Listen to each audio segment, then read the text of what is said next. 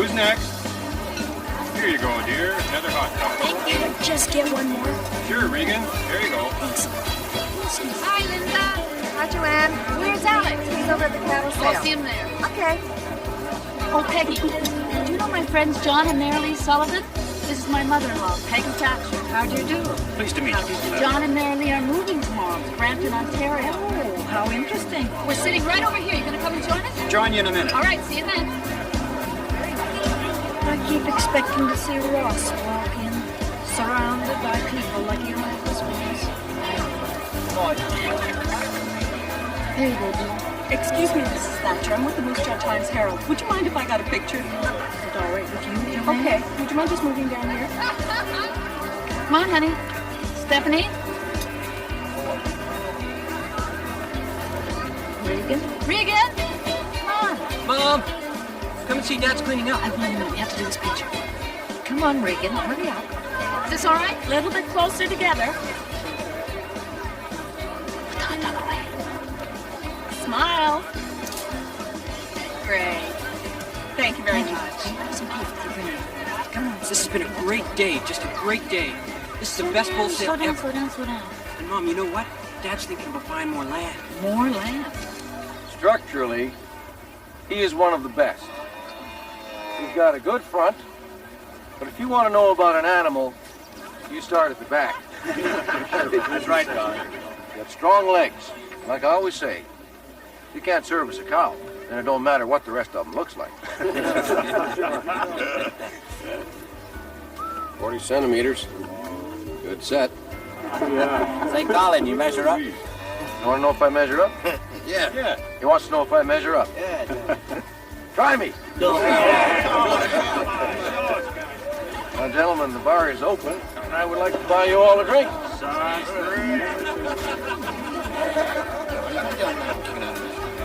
There. Where have you been all afternoon? You been hiding from me? No, I think I just got my best pull of one-way ticket to Tokyo. Listen, Imperial's got new water beds. Oh, yeah? Why don't we get together tonight and make some, waves? Mom, you gotta see this humongous bull. Where's your dad? He's at the bar. That's a lovely wife.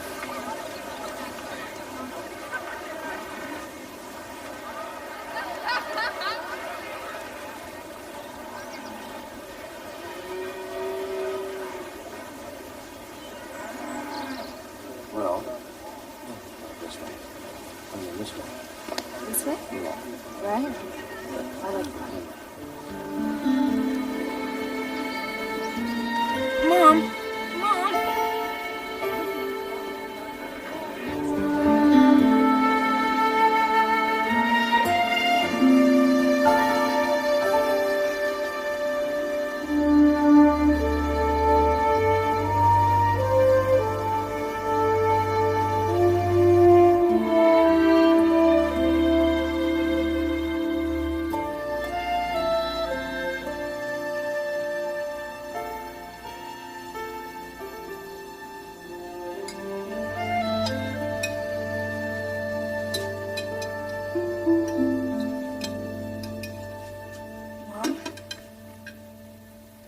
Can I get a glass of milk? What's the matter? Did you eat too much junk today?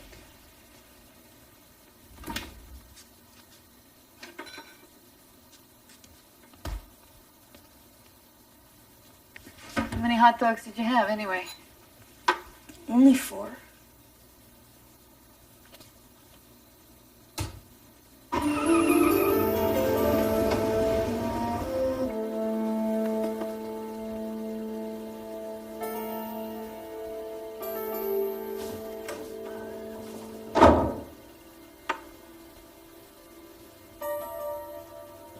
Take it upstairs.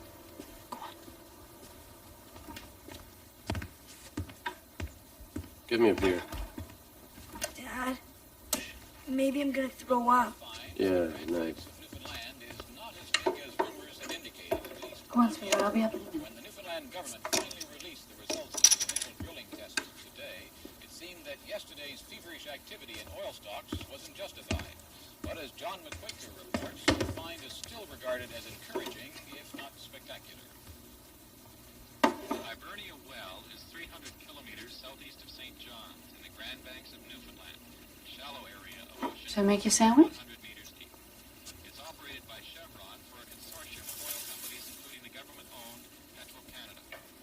The drill pipe from this ship is 4,100 meters into the ocean floor. Colin, I've been thinking again about needing to get away. The well showed oil flowing at a rate of 800 barrels a day. With the kids. Well, which showed oil injection drilling. You'd hardly miss us. You get home so late. I mean, you're home pretty late. Not tonight. I do not want to talk about this. It'll be 3 or 4 weeks before final results. Colin, please, a holiday. Sometimes I think if I don't get away from here, I'm going to go out of my mind.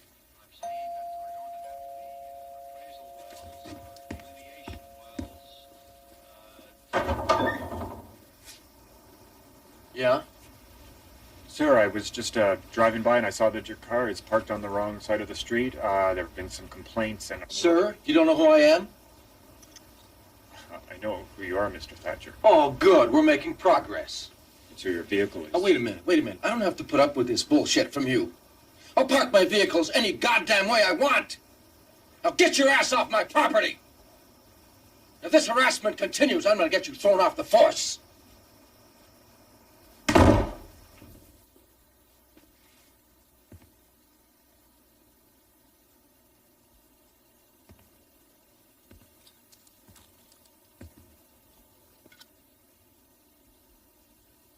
You want to go, do you? That is what you want? Be careful, you'll wake the kids. You think you can take my kids? You will never take my kids. Never!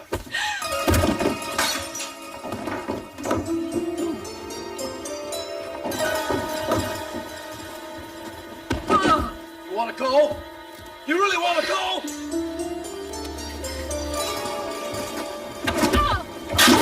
Let's go!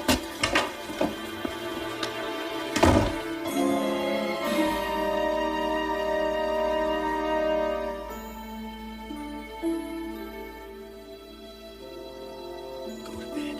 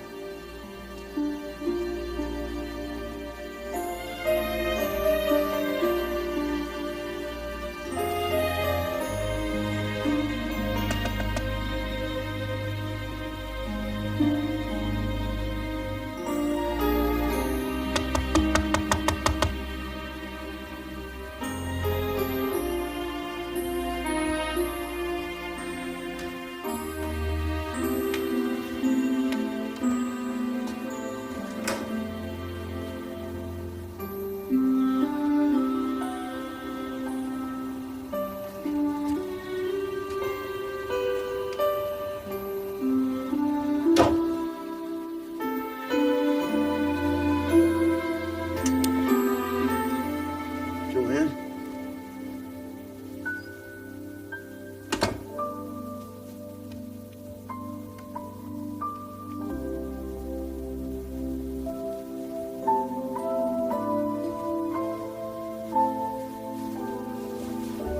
I'm sorry, Ellie.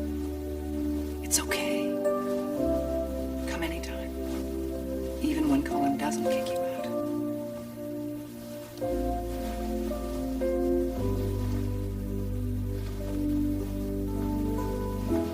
I'll sneak back in the morning. Before the kids are awake. Right. And make an angel food cake and re-wallpaper the living room before I'm even out of bed.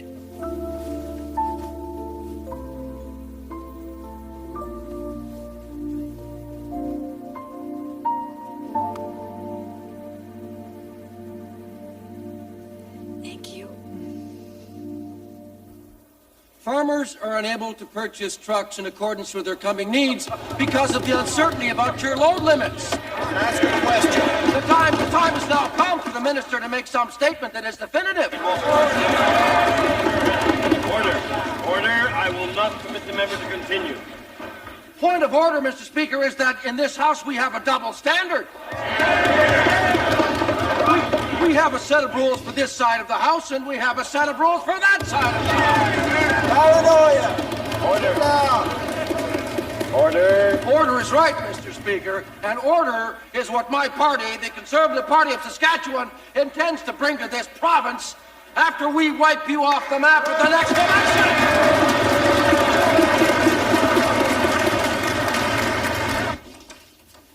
Hi, Mom. Hi. Going to football practice. See ya. Will you be home for supper? I don't know, maybe. Do I make the lettuce move a little? Show me. No, that's nice.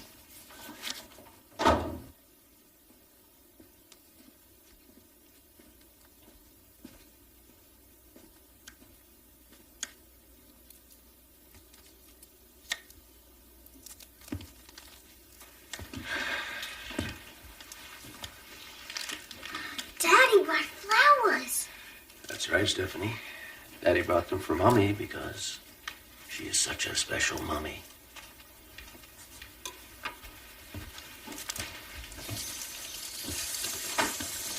Now, Joanne, this thing you're going through is just a midlife crisis. I'll get it.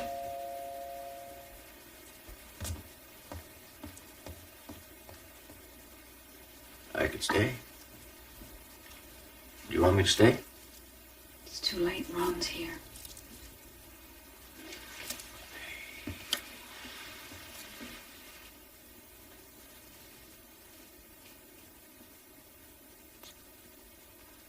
That's my girl.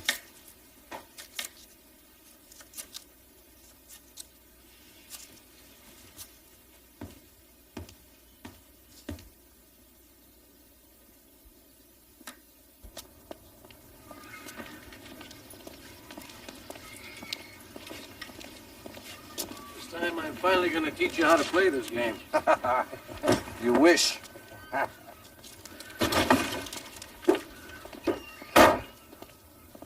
Tell Greg to start fixing fence north of Mortlack. Bye, Dad.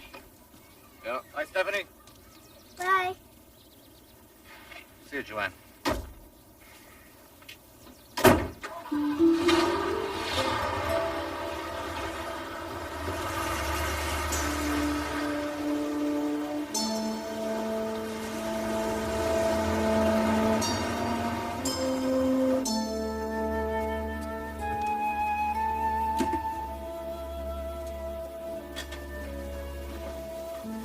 What's going on? Looks like you're gonna feed another cattle sale. I just wanted to make sure you didn't starve. I've decided to take Regan and Stephanie camping for a few days. I didn't think you'd want to come. You mean I could stay here alone? Alone with Blaine Matheson. Mom, a babysitter?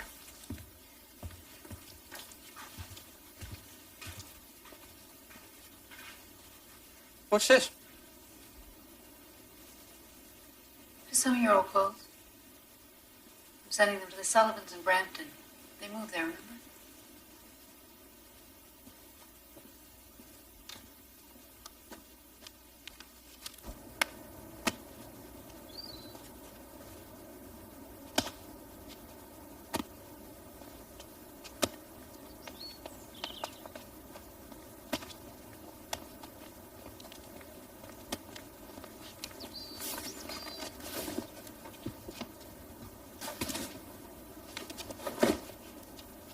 Okay, Regan, let's go.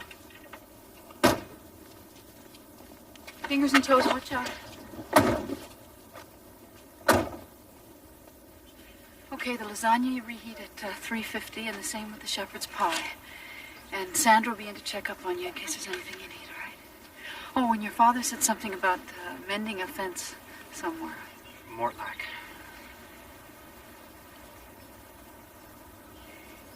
That's what you'd want, isn't it? I mean, to work on the ranch rather than come with us. That's what I thought you'd rather do.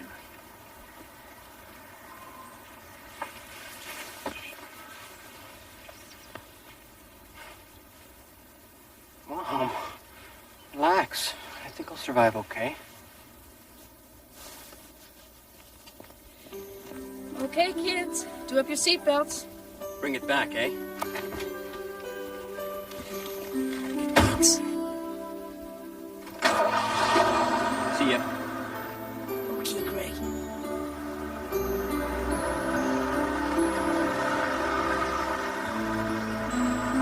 Bye!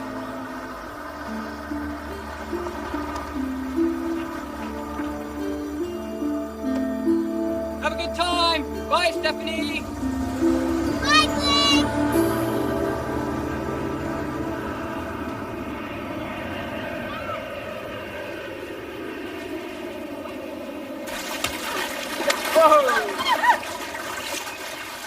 Pretty rough, huh? Okay, I like that.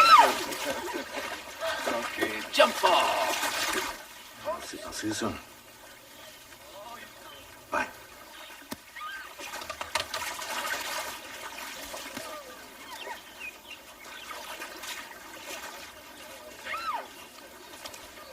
Okay, jump off.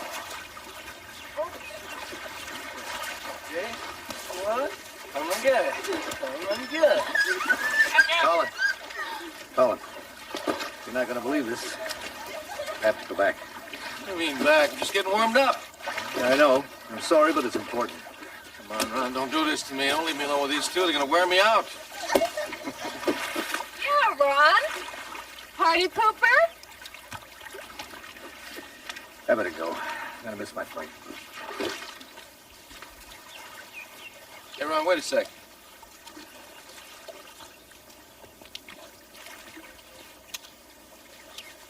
Is everything okay? Yeah. I mean, there's nothing wrong with Jane or the kids. It's business. You can take care of these two. Have some fun. I'll try.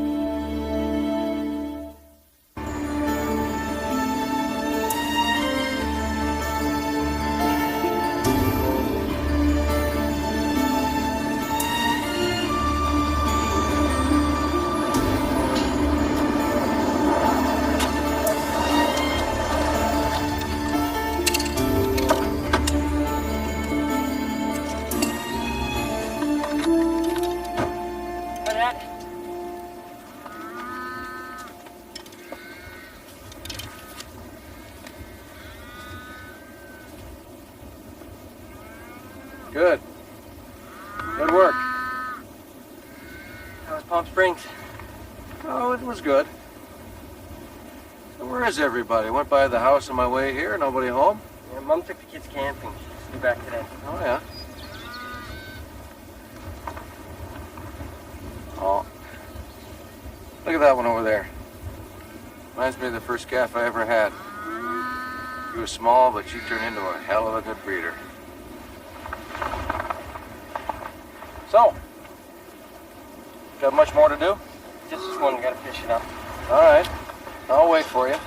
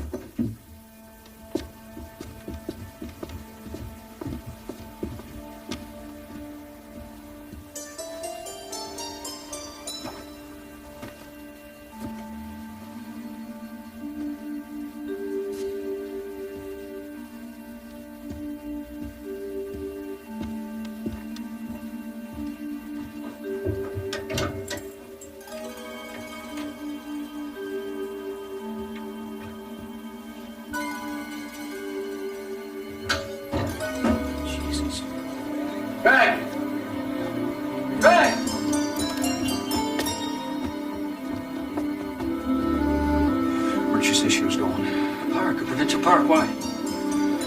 Dad, what's wrong? Dad?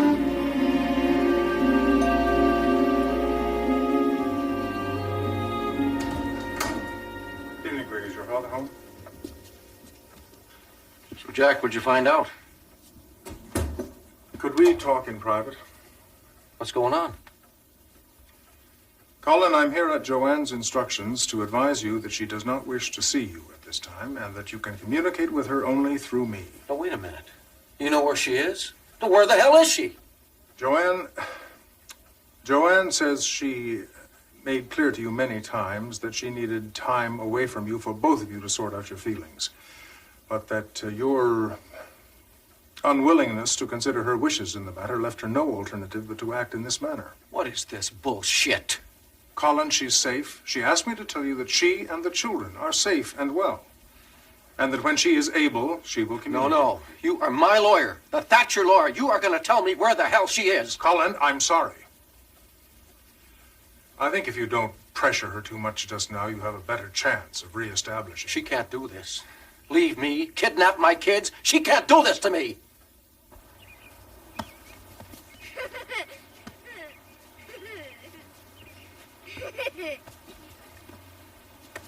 Don't throw it so hard. Look, Stephanie, if you want me to play with you, start catching the ball. Okay?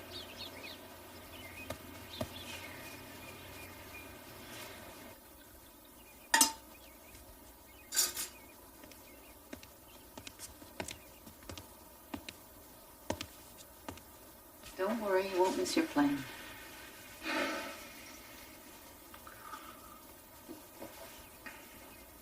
I'm sorry.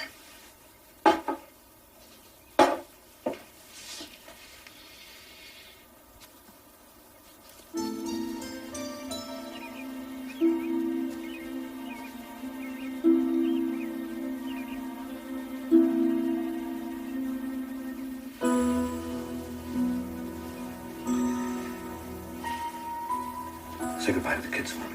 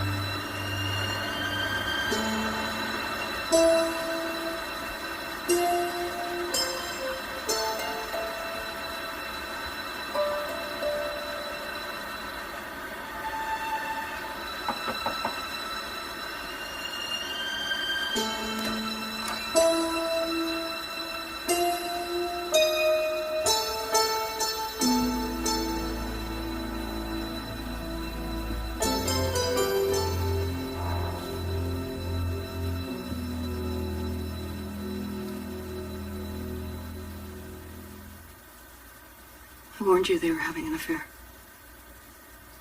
What? I warned you 6 months ago, but you didn't believe me. You're wrong. You're mistaken. Ron is having an affair with Joanne. I know it. I have proof. He helped her to run away. He doesn't know I found out. He's coming home tomorrow and he's acting like nothing happened.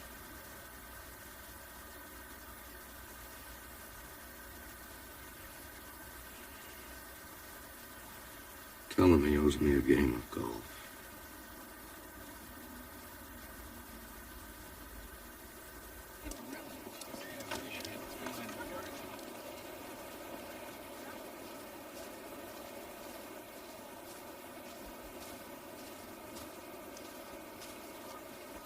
Hey, there's my buddy. Colin, how you doing? Oh, not too bad, considering. Yeah. I heard about Joanne. Yeah, at times like this, you really find out who your friends are. So that deal that took you away from Palm Springs, that come out okay? Yeah. Good.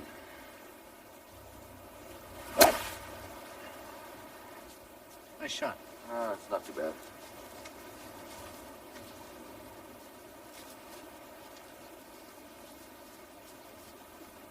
I just want you to know that by the time I sink my putt, you better goddamn well tell me where my wife and children are.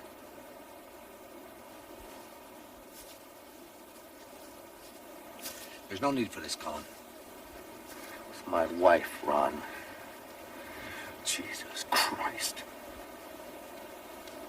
You better tell me where they are, or I'm gonna kill you.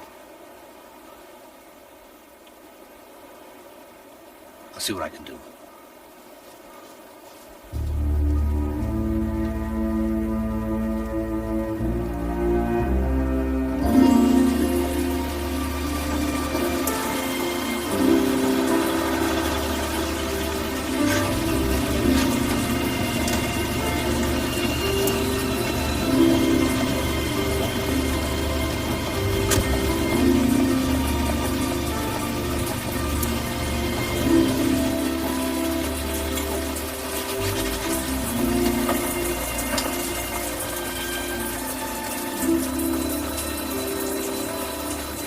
Operator? Yes, this is a long-distance call. I'd like to put it on my credit card.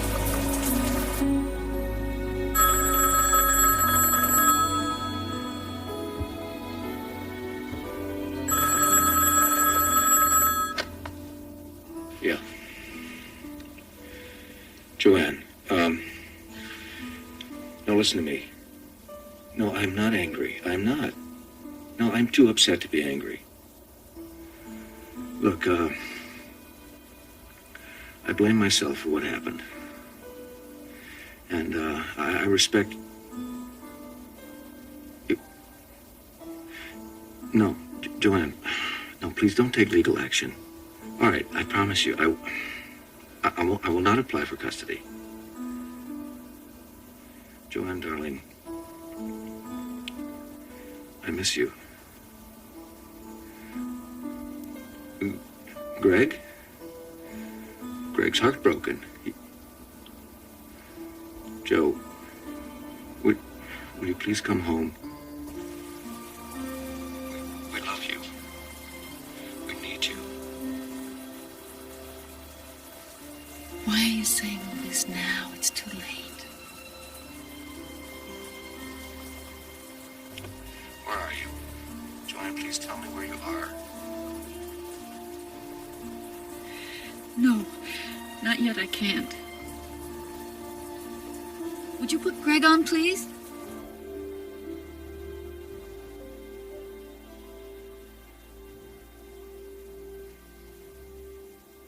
No. Bitch.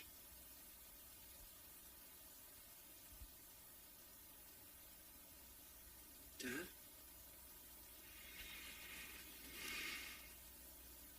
Dad, before she left, Mom had these boxes she was mailing.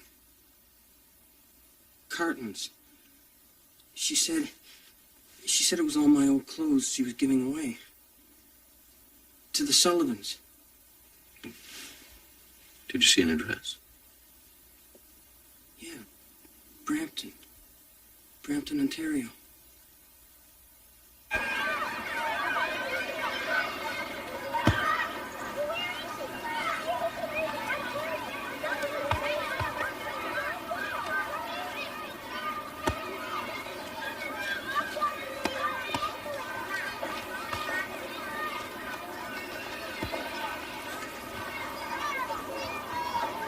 Hey, Regan. Come to take you home.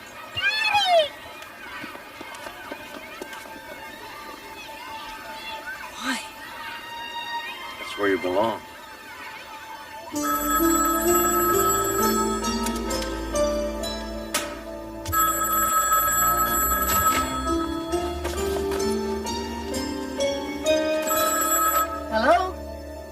children are safe, or you will never find them.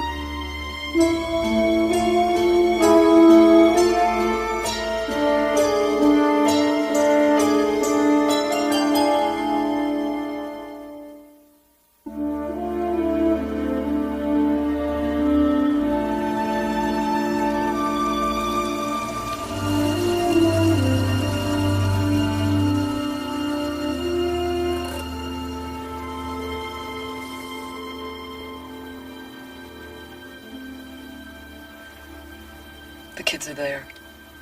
I've seen them.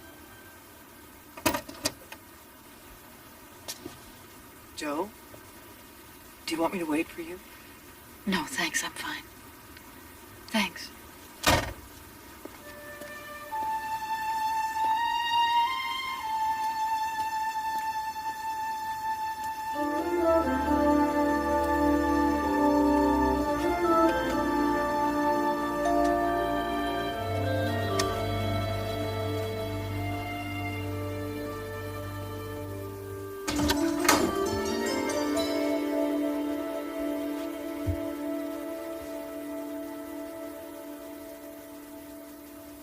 What do you want? I want to see the kids. Oh, do you? Well, that's entirely at my discretion. My lawyer obtained interim custody. Your lawyer? From now on, you'll only be allowed to see them under my close personal supervision. Where are the kids? I want to see them. You want to see them? Go ahead. But will they want to see you?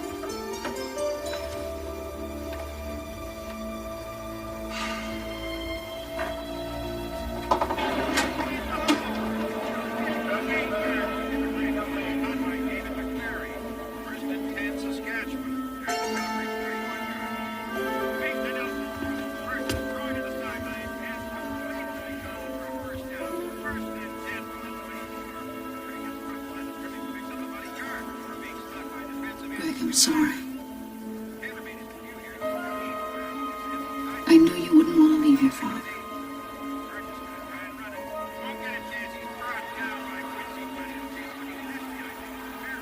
I love you very much.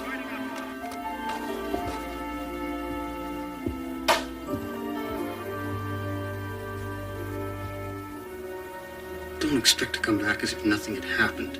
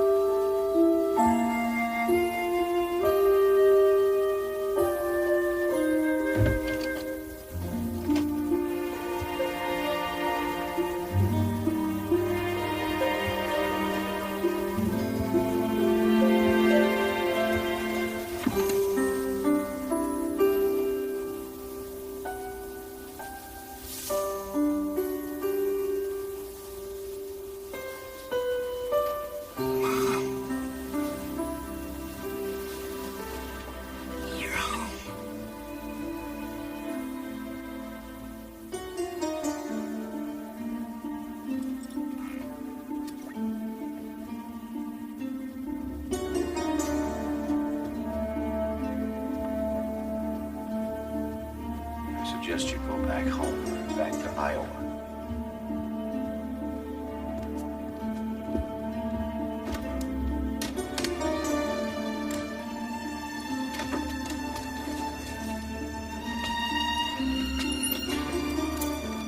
But just what the hell do you think you're doing? I left my car in Brampton. I thought maybe I could borrow the pickup until I get it back. Not taking anything.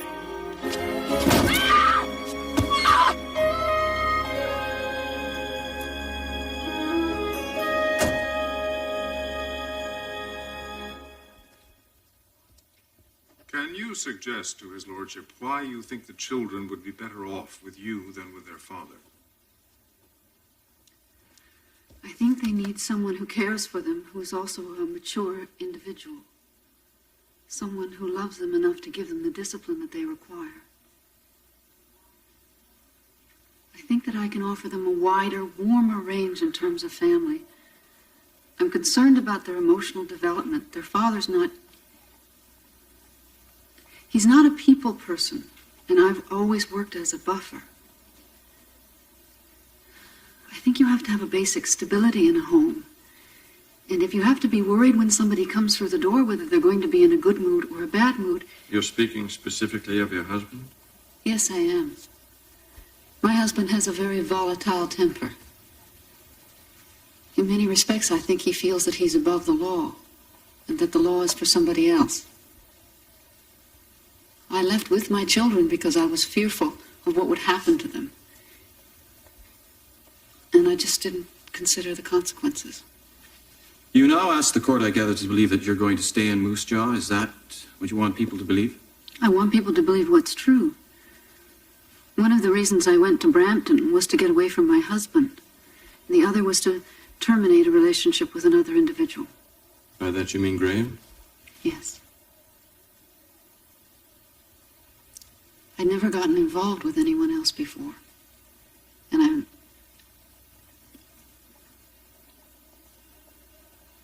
regrets are in the past, and they won't do any good now. My concern now is for the children. I would like to warn the witness and ask her about a relationship with Ron Graham. I object to that. I don't want this witness painted black and her husband painted white. Mr. Rushford, it would be almost impossible for me to conclude on the evidence I have so far that the relationship between the witness and Graham was platonic. All right. Mrs. Thatcher, I take it you had sexual relations with Mr. Graham. Pardon? Are you hard of hearing? Did you ever tell your husband you're going to leave him and take the children? I would have been crazy to do that, Tony. Don't call me Tony.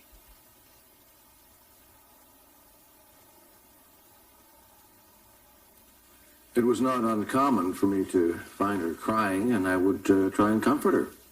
I knew she was approaching her 40th birthday. I knew this was bothering her. Mr. Merchant, can we shorten this, please? I rode herd on the other side during this. No, I have a reason. I don't believe there's one chance in 50 that if she had custody of the children that they would still be in Moose Jaw in 14 months. And I suggest to you that one of the important considerations is, are these children going to be raised as children of some divorcee in Toronto or Iowa or something where she can find work and be fulfilled? Or are the children going to be raised as Thatchers in Saskatchewan, particularly in the case of the boys? All right. There's no evidence at all to support that. My client has already agreed to keep the children in Moose Jaw. Still, I think most certainly that it's relevant. Why do you think the children, all of the children, would be better off with you? I care very deeply for my children. I believe that my family has very deep roots in this province. I truly believe that they should not be taken out of their Saskatchewan heritage. I believe that I can give them a taste of both worlds, both urban and rural. They get a taste of what it's like to go out among the cattle, and at the same time, we come back into town, we clean up, and we step right back into an urban existence. Thank you, Mr. Thatcher.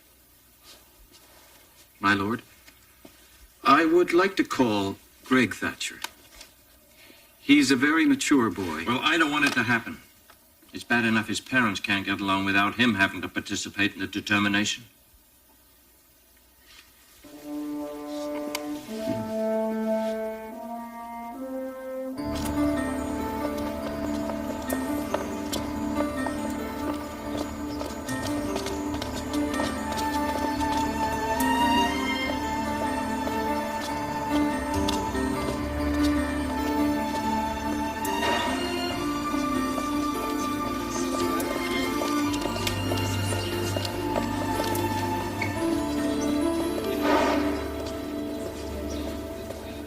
I don't think it's worth that much. Just a second. Judgment's in. I'll call you right back.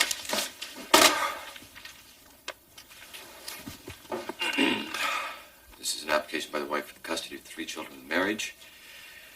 They're the boys Greg, age 14, Regan, age 10, and girl Stephanie, age 5. Greg's preference is real. I cannot order him to live with his mother. There are several positive reasons for awarding custody of Regan and Stephanie to the wife. She is a much warmer, more affectionate, and sympathetic person than the husband.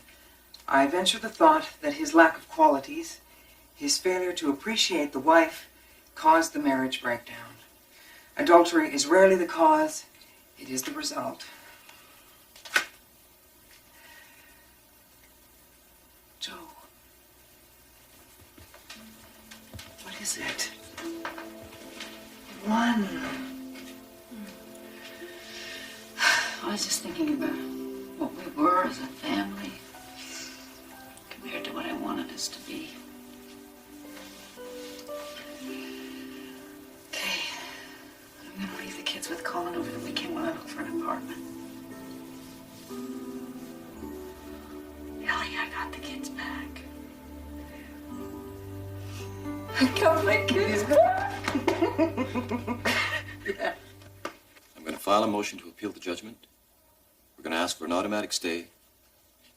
We'll go all the way to the Supreme Court of Canada if necessary. Colin, this isn't the end. This is only the beginning.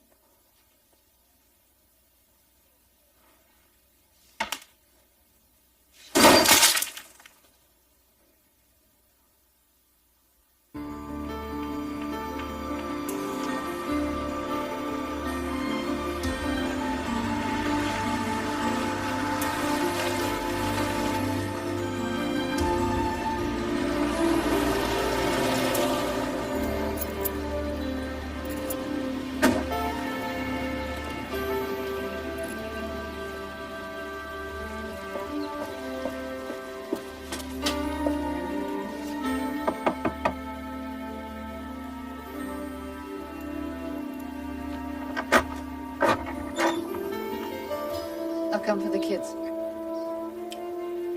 You can't have them. What are you talking about? I won custody. Talk to your lawyer.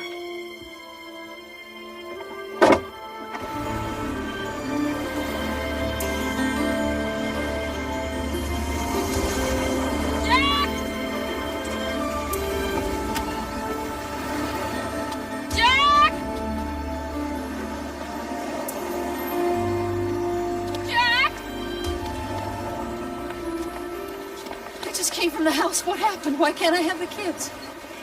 Joanne, if I had known on Friday that you were going to leave the children with their father over the weekend, I would have advised against it. It would have been better to take them when you had the chance. He's used the weekend to file an appeal. An appeal? What does that mean? It means that Stephanie and Regan will stay with Colin until the appeal is heard. But that could take months. What do we do? Joanne, I'm afraid I have some bad news for you. This case is bound to drag on for a very long time, and I have other clients. I'm sorry. I can no longer represent you.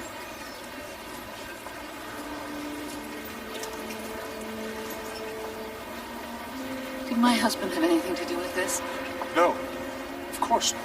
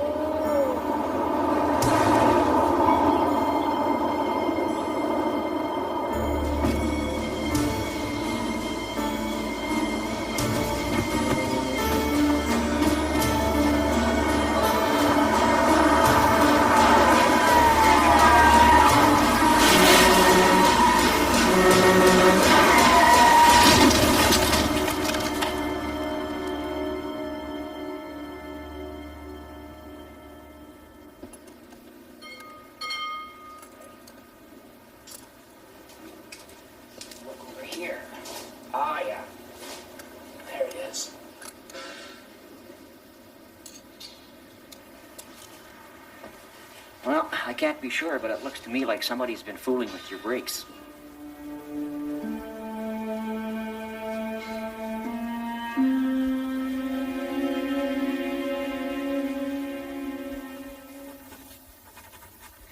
When I do manage to see my children, it's clear to me that my husband is turning them against me. Sometimes when I come for my weekends, the children have been removed from the house. For instance, right now they're in Arizona and I won't be seeing them over the holidays. Mrs. Thatcher, I'm very sorry, but I really can't take you on. This case is going to drag out for a long time and be strenuously litigated. There's a man of your husband who seems hard-nosed and very difficult to reason with. Then there's his lawyer, Tony Merchant, who has a reputation for keeping it vitriolic. Mr. Durand, are you saying that I don't have free choice of legal counsel because you're afraid of Colin Thatcher and Tony Merchant?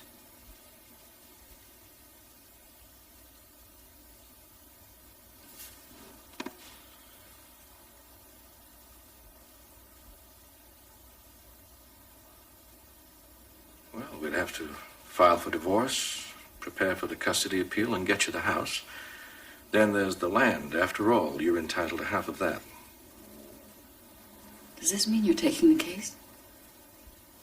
I guess it does.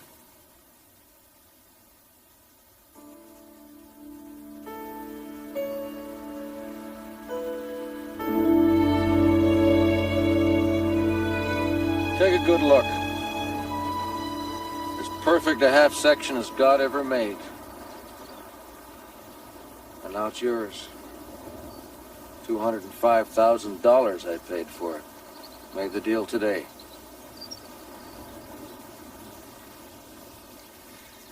I put this land in trust for you boys, both of you. That means that nobody can touch it, take it away from you. Not even your mother.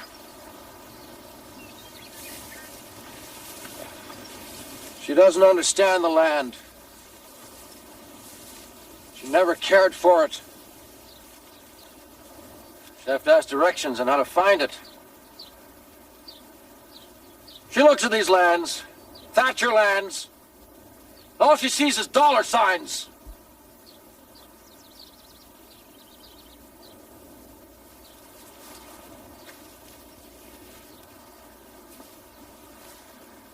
Go on, Regan. Take a handful. Go on, it's yours. It's your land.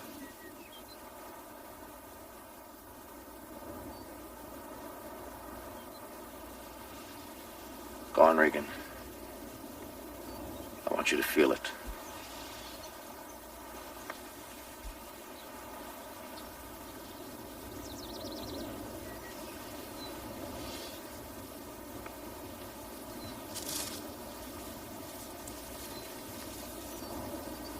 That's it. And hold it in your hand. Say to yourself, this is my land. Thatcher land. From Ross Thatcher to his son to his sons.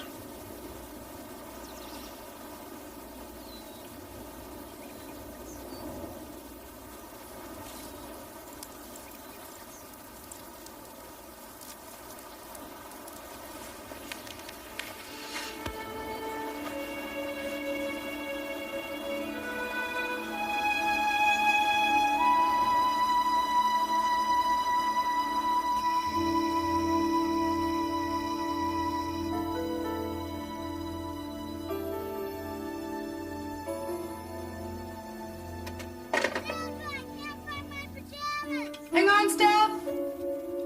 Hamburger helper. How's Tony?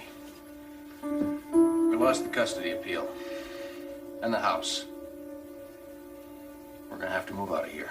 What? We'll just appeal again, right? Supreme Court says no.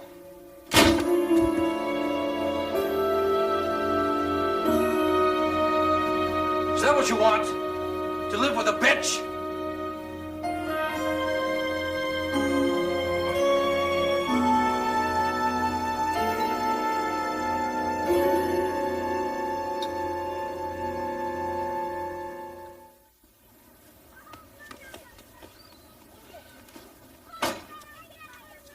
There are no more appeals left, Joanne. Even Colin has to accept that. I hope you're right. Now you've got sole possession of this house and custody of your youngest children. And I'm confident the property settlement trial went very well. Thanks for everything, Jerry. Good luck, Joanne. And God bless.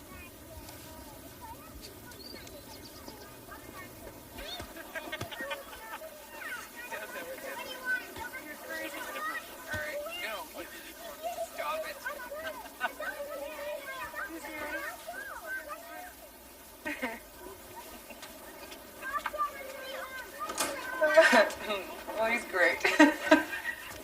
Where'd you meet him? New job doing office furnishings. Had to have a meeting with him at IPSCO. IPSCO? The steel mill. He's the vice president of planning and development. So we had this meeting. We were both very formal, very businesslike.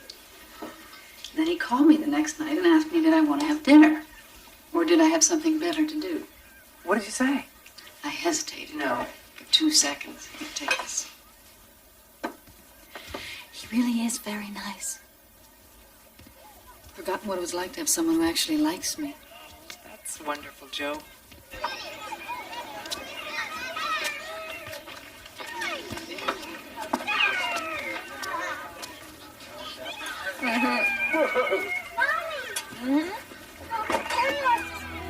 Oh, I see.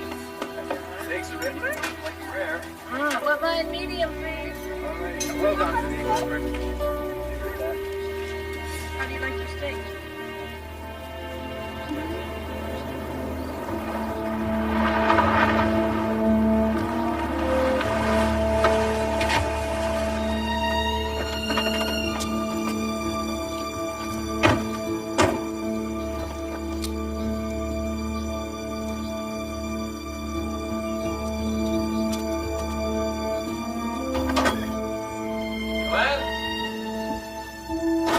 Anybody home? Here's Joanne. Doing well. Done in a minute. Stay here. I'll be right back. Daddy! I'm taking Regan to the ranch. Can we talk about this inside? I said I'm taking him. Now. You have access only on weekends. Those are the rules. Screw the rules. This your new boyfriend? I'm gonna have to ask you to leave now. Leave? This is my house! This is my father's house! And these are my goddamn steaks!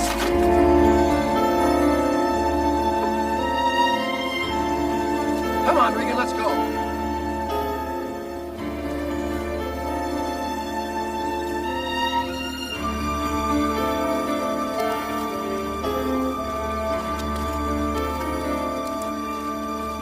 Regan?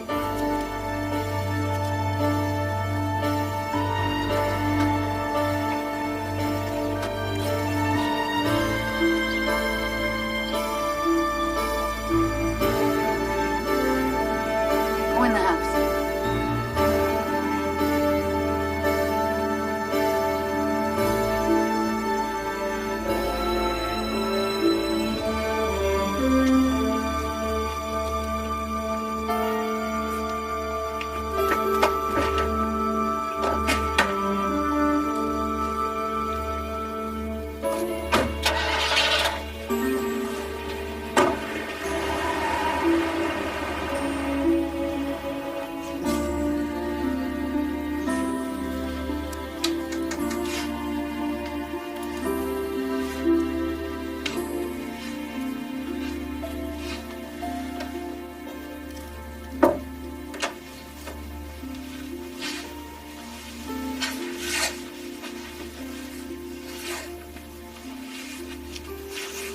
I know how you feel.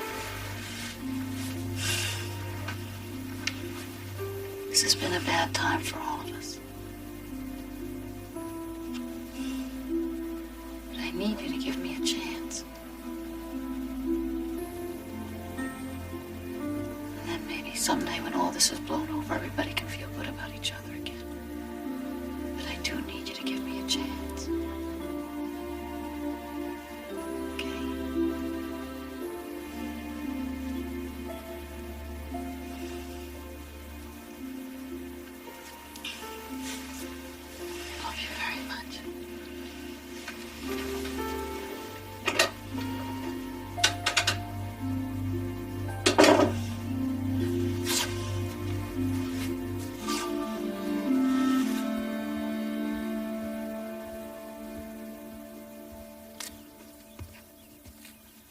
you don't need to do that.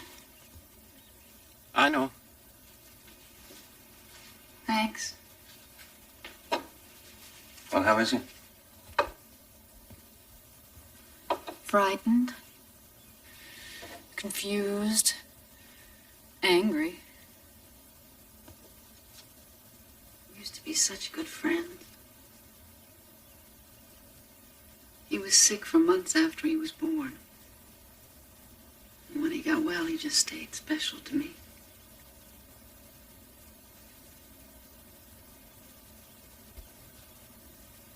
I always wanted to give my children what I'd had.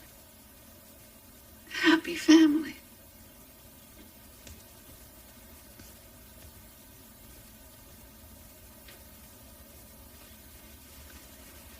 Tony, I'll understand if you don't want to go on seeing me. You busy tomorrow? You got something better to do.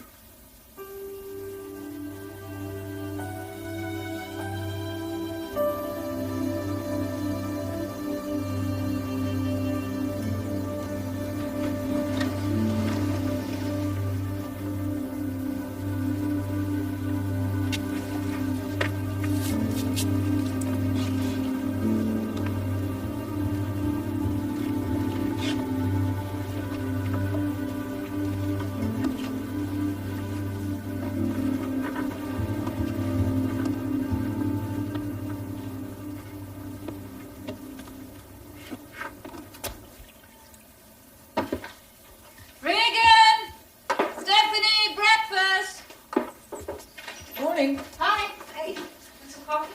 Sure. Well, Bill can't believe what happened yesterday. Since Colin's a bully, pure and simple.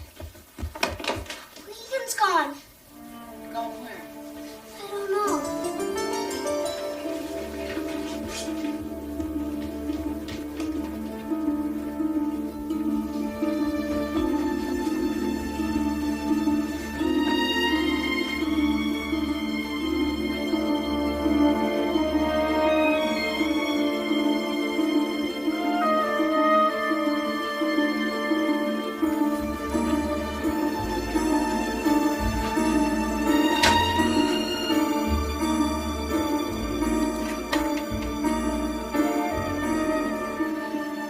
Yes, I'd like to speak to Mr. Joanne, please.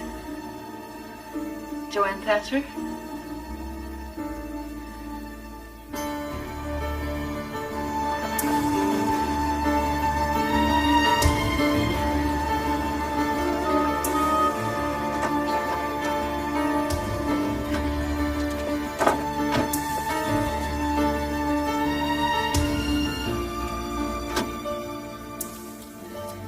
I am complying with the court order to return Regan. Come on, Regan, let's go. Come on, you have to do this. Now, come on. Let's go.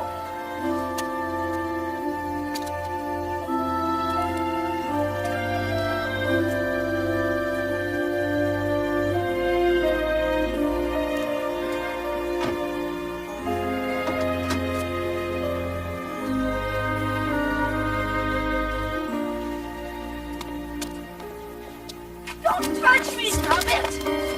Regan, let me go! I hate you! God, don't go! Let me go! I hate you! Dad! Here! Stop! Don't go! What are you gonna leave the poor kid alone? Stop! Don't go! Let me go! Stop it!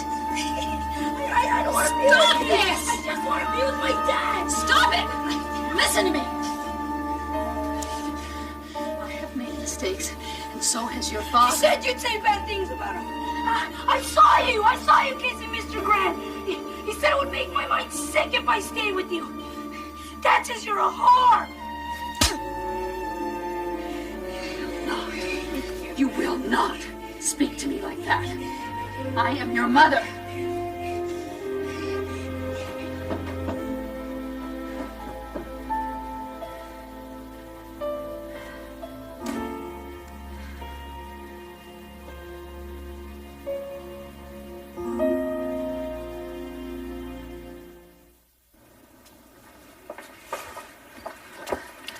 You said we'd be out of here an hour ago. We're doing what we can. There's still a bunch of boxes upstairs.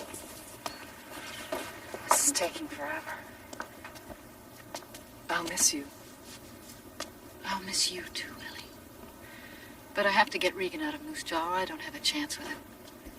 I know. Okay. Is everything out of the kitchen? Yeah. Okay.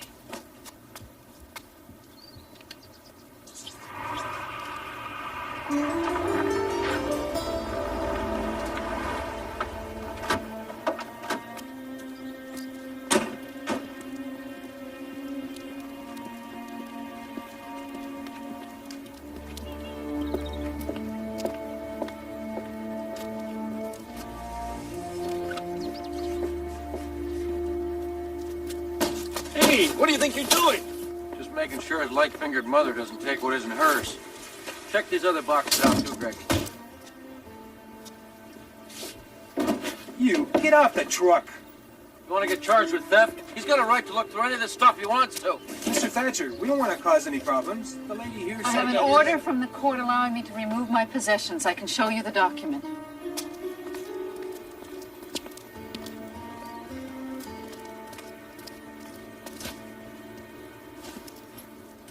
Where is it? I'm not taking his car. This car's mine. Colin, that's enough. Leave her alone. Greg, stop it! Greg, I've taken nothing that belongs to you. Shut up! Shut up, you bitch! You think running away to Regina is going to make any difference?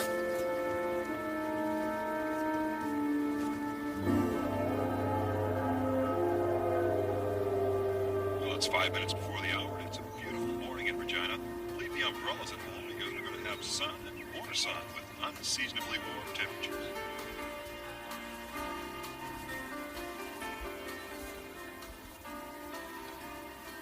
You sleep okay? The bed's lumpy. Mine too. We'll rent a better house when I have a full-time job, okay? Okay. It's time to get up. Regan! Time to get up.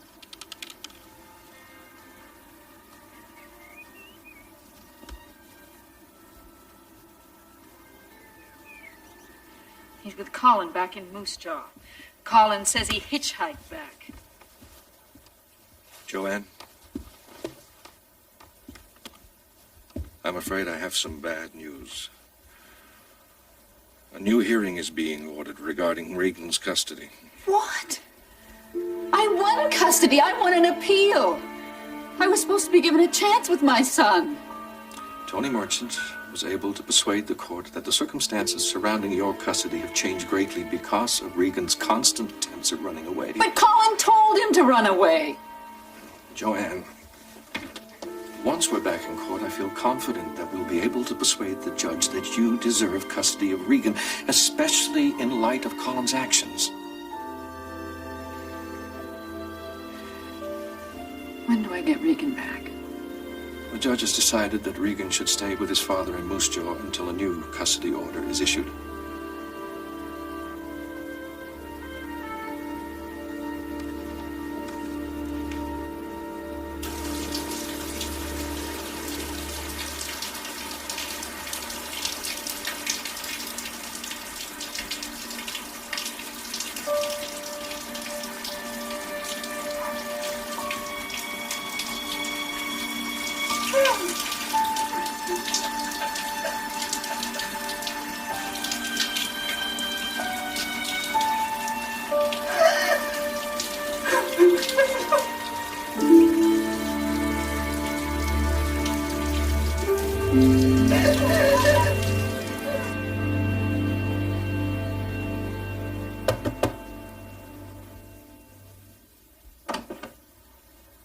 It's getting late. Yeah. Yes. Darla, would you mind listening to this? It's the Thatcher judgment. I'd like your opinion.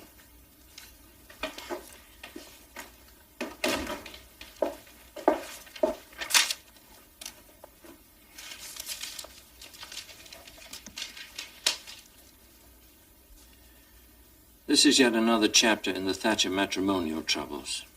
As the evidence developed in this trial, it became apparent to me, indeed it was overwhelming, that Mr. Thatcher was determined to win custody of the son Regan by any means at all.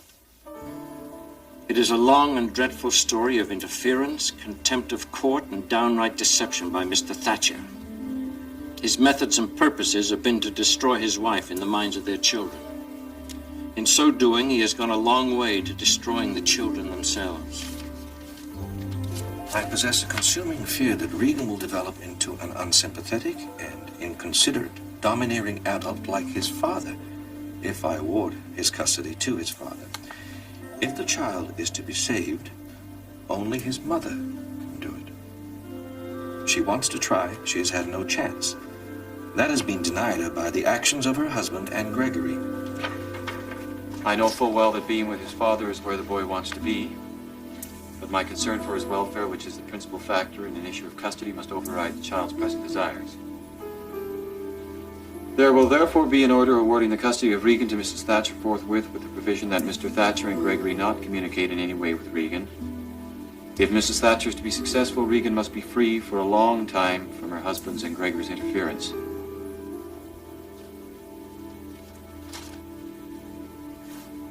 Colin, this is by no means the end. We still have a number of legal options.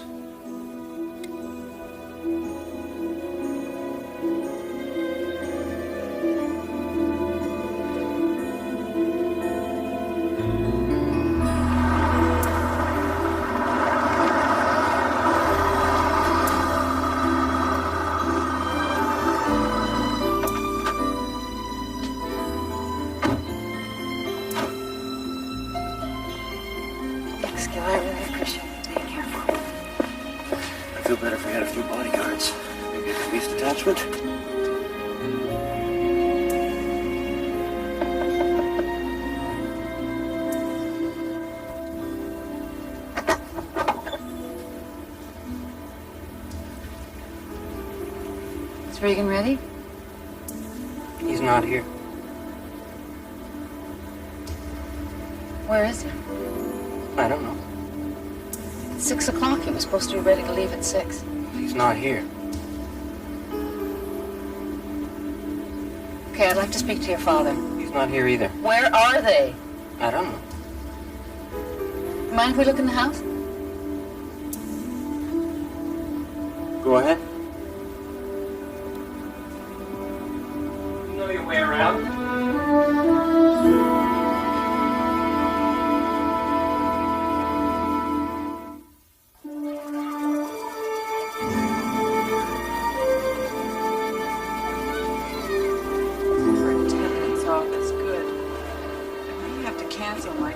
Come in. Why don't you go ahead, Mom? I'll get back to you. Thank you. Morning. This is my son, Regan Erickson. Hello, Regan. Welcome to Palm Valley School. Glad you could take him. We didn't want him to miss his year. I'll be in and out of Palm Springs, so he'll be living with his grandmother. Well, I hope you'll enjoy your year with us, young man. When was the last time you saw your son, Regan? I don't know. I think I will decline that question. Do you know if Regan is in school or not? Wait. I want the record to show that Mr. Merchant has written something down and handed it to Mr. Thatcher.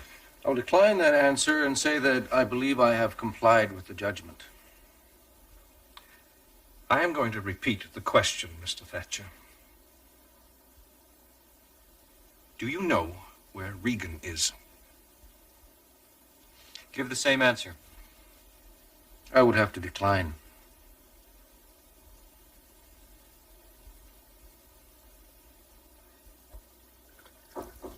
Come in. Thank you. Any news? None. Moose Jaw police questioned Thatcher, his mother. No one seems to have the slightest idea of where the boy is. Obviously, Thatcher's hiding him. Thatcher. An elected official defying a court order, showing blatant disrespect for the law. like an arrow directed right at the heart of the court system. Can't criminal charges be laid to force him to say where he's hiding Regan? We've already requested that, but the Attorney General's office has declined to do so. Thatcher thinks he's above the law, and no one's stopping him.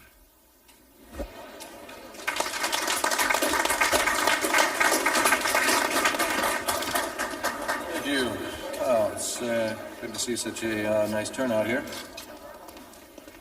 Good to see you, Drew, and if you're late. Nice to see you, Elaine. So, thank you all for coming. Now, there have been some rumors in the past few weeks about certain events in my life, and I have prepared a statement to set the record straight. This has been a difficult time for me and my family, beginning with my wife's adulterous affair. Regan's lawyer and 3 leading child psychologists urged the court to allow Regan to stay with me. I will not be threatened into betraying those close to me.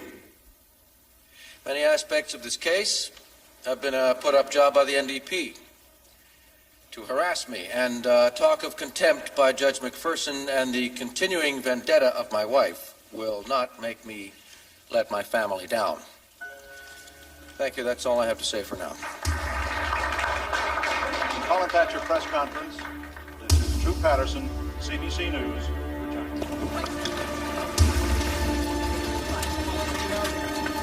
Regina. Guys, bring the lights down.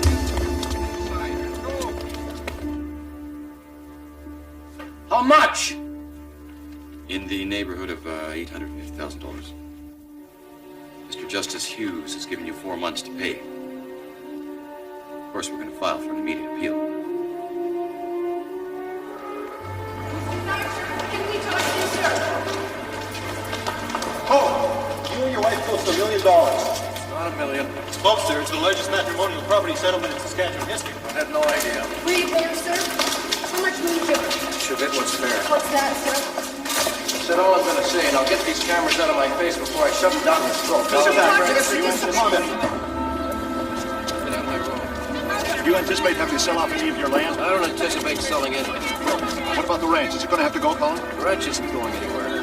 How do you feel right now, sir? I have nothing more to say.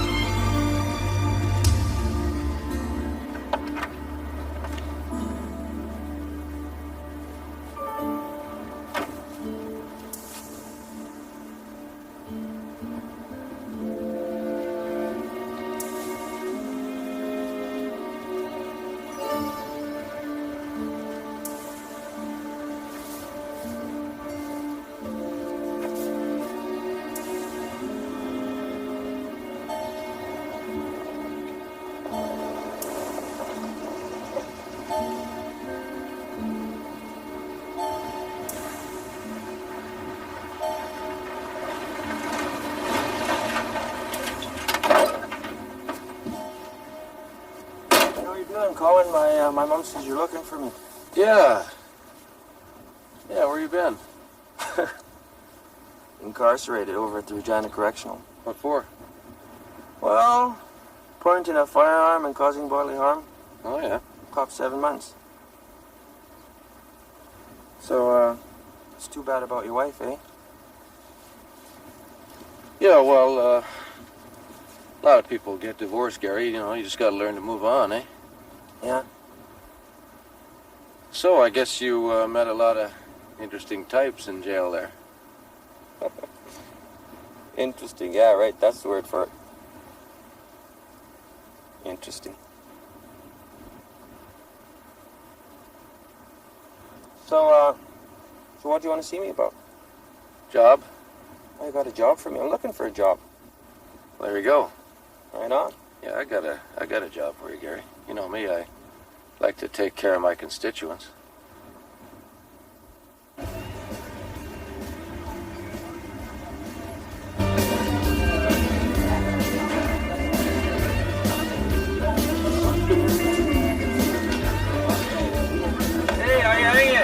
Hey, it's my buddy! How you doing, dear? Oh, this is my buddy. Me and him are graduates of Regina Correctional.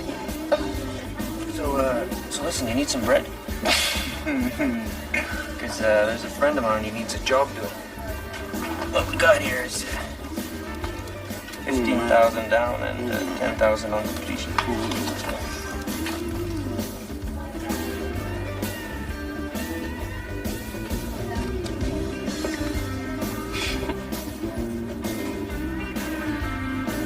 You are my sunshine, my only sunshine. You make me happy when skies are gray. You'll never know, dear, how much I love you. Please don't take my sunshine away. Mommy, when am I gonna see Regan? So, Did Tony go home? he just left. Do you mind him being around so much? He's the same spoiled rotten. Spoiled rotten. I'll spoil you rotten. Come on, it's time to go to sleep. Okay.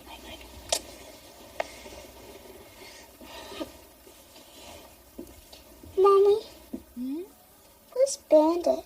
He's been away all day. I'll find him for you. Now go to sleep.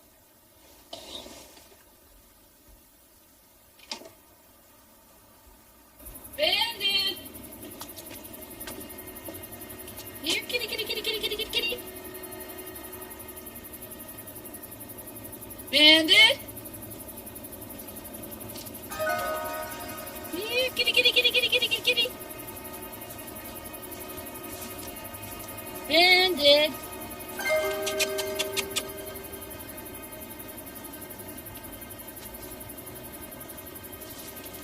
Here, kitty, kitty, kitty, kitty, kitty, kitty.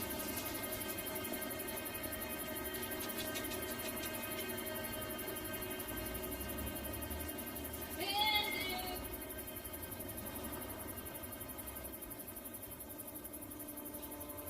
Bandit?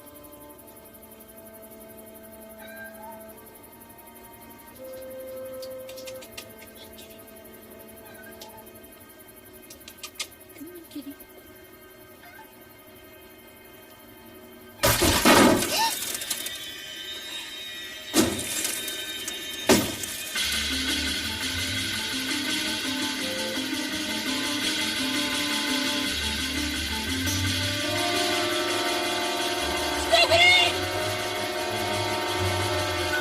Mommy, I heard a noise. It's okay. It's okay.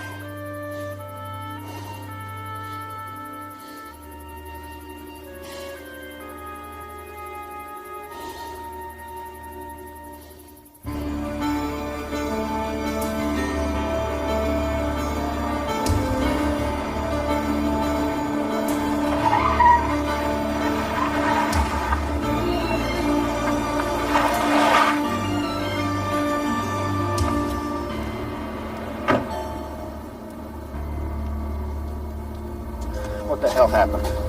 Well, I don't know, Colin. I gave him the money.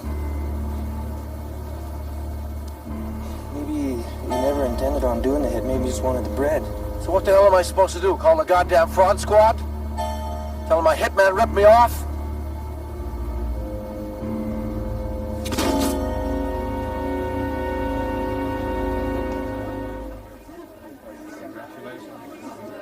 Okay, everyone, gather round. Well, it gives me great pleasure, ladies and gentlemen, to ask that you raise your glasses in a toast to Joanne and Tony. A long and happy life.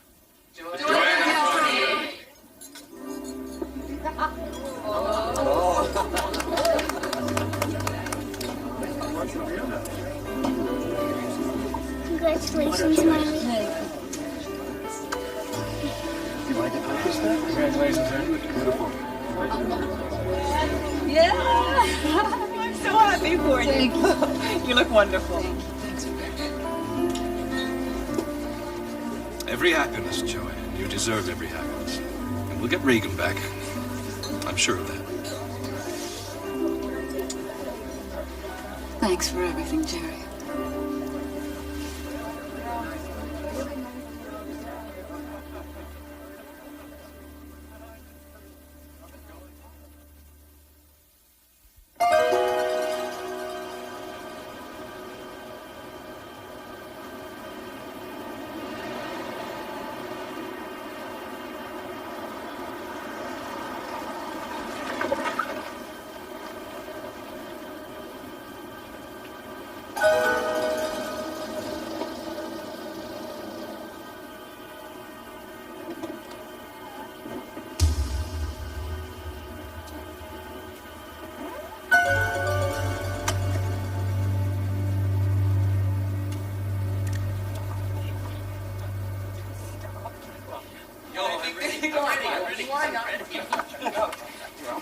Well, in Toronto, they say, thank God it's Monday. It's not Monday, it's Sunday. Just tell me this, who's driving here? Oh, yeah?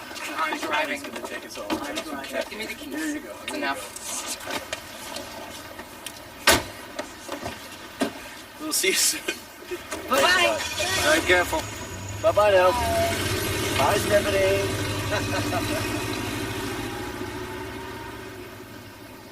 Time to go to bed, isn't it? You tired? I'll put it in bed.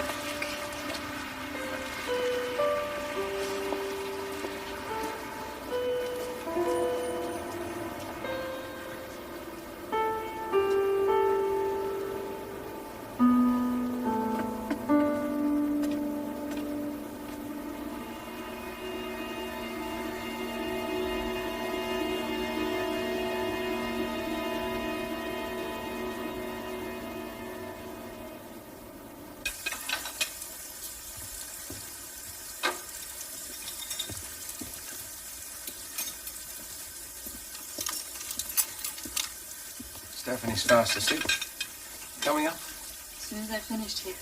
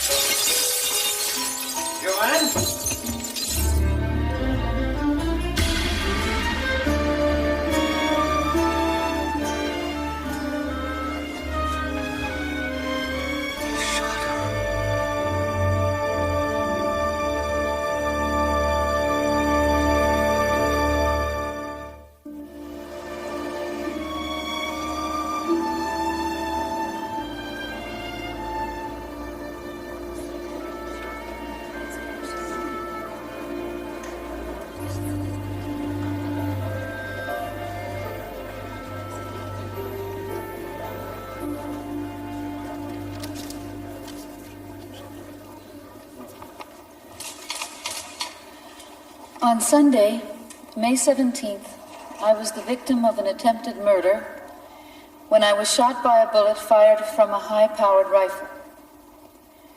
Needless to say, I am afraid for the well-being of myself and my family. I dearly love all my children. I have fought for Regan for close to 24 months. No custody litigation has been more prolonged or extensive. But I am now giving up my fight for him. I believe it is in the best interests of Regan, who has been subjected to an undercover existence and unhealthy influences.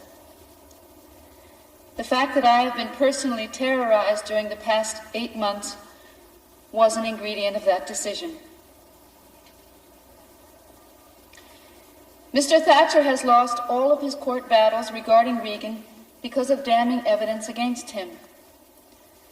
Mr. Justice McPherson concluded 10 months ago that Mr. Thatcher was trying to win by cheating. As a result of the events since that judgment, I must concede that Mr. Thatcher has succeeded. To the left, and down, and right, and left. And keep going with the stretch. Pictures on TV. Joe, feel it lower back. As a result of the events since that judgment, I must concede that Mr. Thatcher has succeeded. And I am puzzled by the reluctance of the media to reproduce the actual court judgments as opposed to publishing the interpretive utterances of Mr. Thatcher. God, she looks so pathetic. That is she's why real good at that. I felt I should...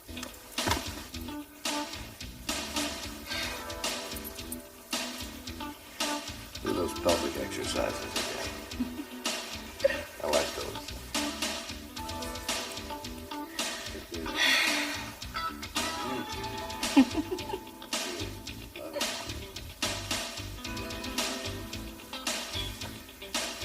Yeah.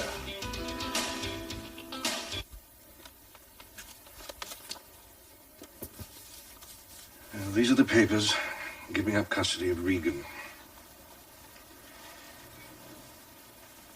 Joanne, I feel I've been of no use to you, no use at all. You've won nearly every application at court, and yet...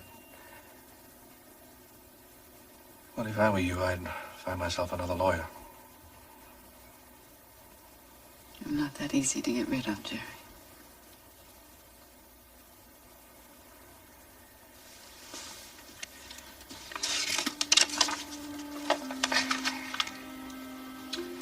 Sign here. Oh, I'm sorry.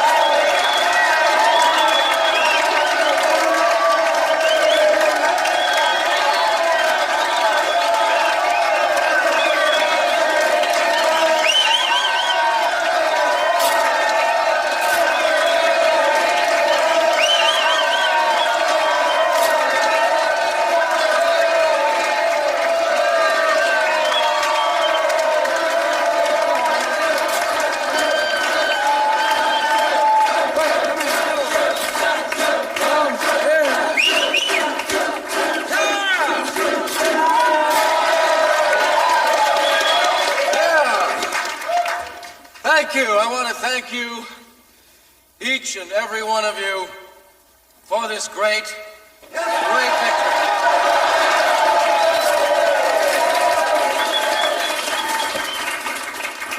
With your support, we won in Thunder Creek. We won all over Saskatchewan. On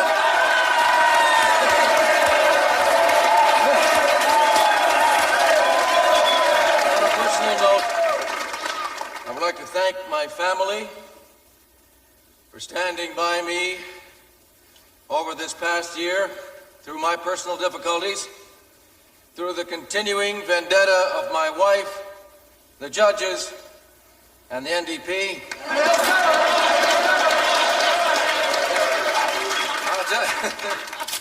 I'll tell you, it's been one hell of a year.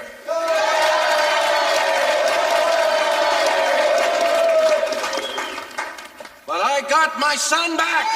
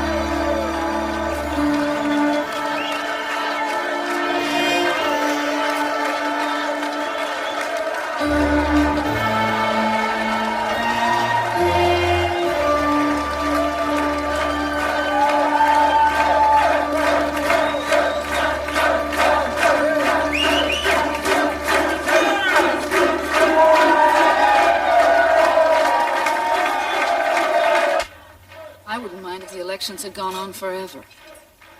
Since Colin started campaigning, no strange phone calls and no break-ins. I'm leading a normal life for a change. I can't believe it. The Conservatives have just won the biggest majority in Saskatchewan history.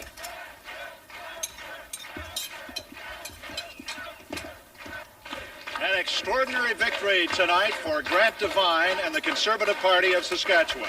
And here at Thatcher headquarters, the mood is, well, jubilant. Colin Thatcher, member for Thunder Creek, is one of the party's more controversial personalities. And tonight, Thatcher has again come up a winner. Thatcher's not cabinet material, that's for sure. Devine could never name him after everything that's happened. Thank you. I want to thank you, each and every one of you, for this great, great victory. Mommy, Regan's on TV. I notice the minute Joanne gives up custody, Regan miraculously resurfaces. Standing by me over the past year through all my difficulties, the continuing vendetta of my wife, the judges, and the NDP.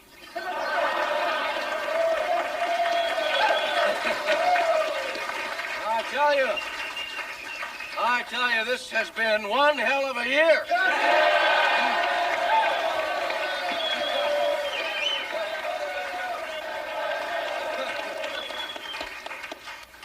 But I got my son back.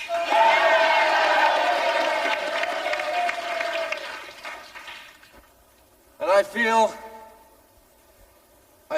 that my father, Ross Thatcher, would be very proud of his son tonight.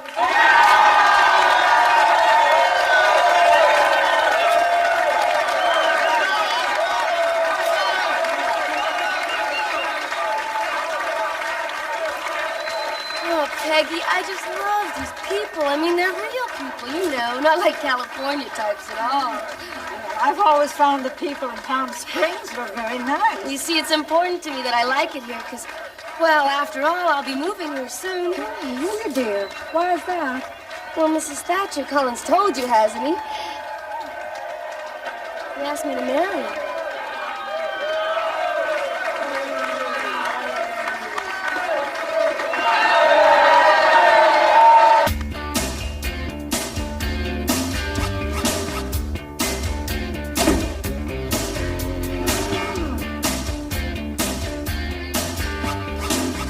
To be so loud?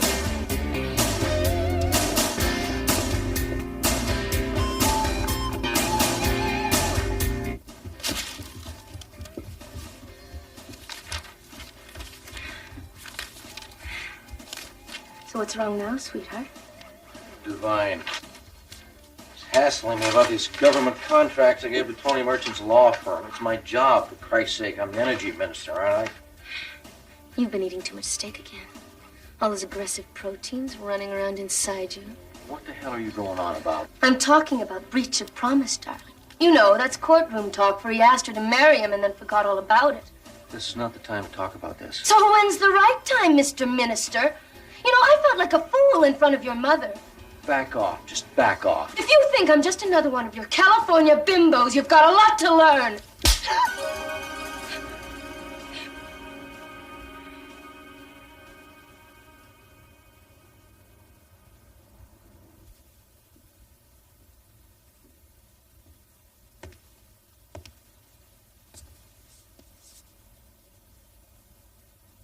Hello? Come on, Lynn, baby. Don't be so down. You're right. You weren't worth it. Hey. I'll be flying all over the world from now on. Limos. Hotel suites, huh? You come with me. Shop till you drop. All over Paris. London. Aren't you even going to apologize for hitting me? What do you mean? I've never hit a woman in my life.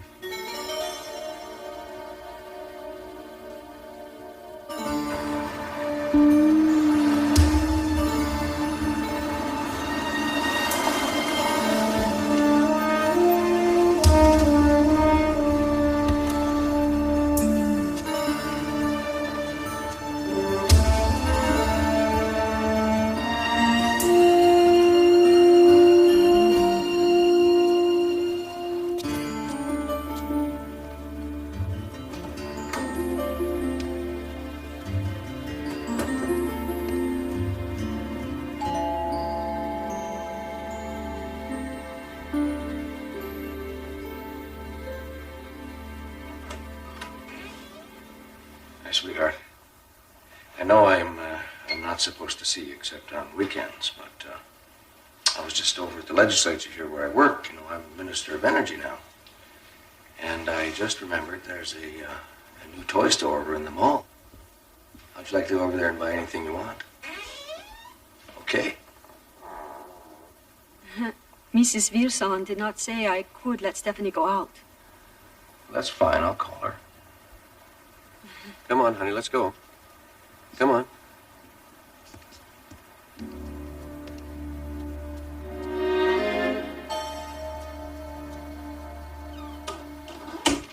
Okay, all these numbers seem okay to me. I've initialed the bottom of each account. Radius 2, Joanne Wilson speaking. Stephanie and I had a terrific time at the mall today. Colin! Joanne, what's the matter?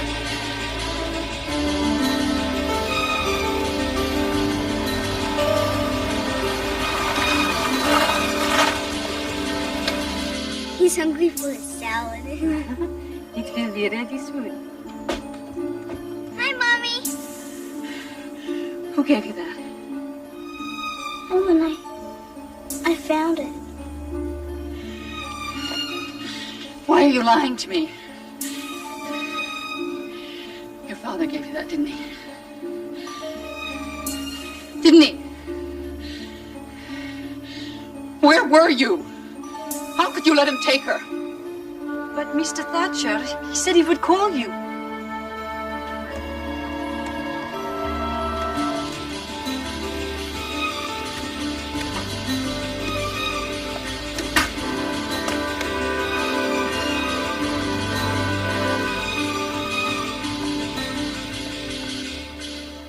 Hey, Colin, being in cabinet seems to agree with you. People say you're a tough negotiator.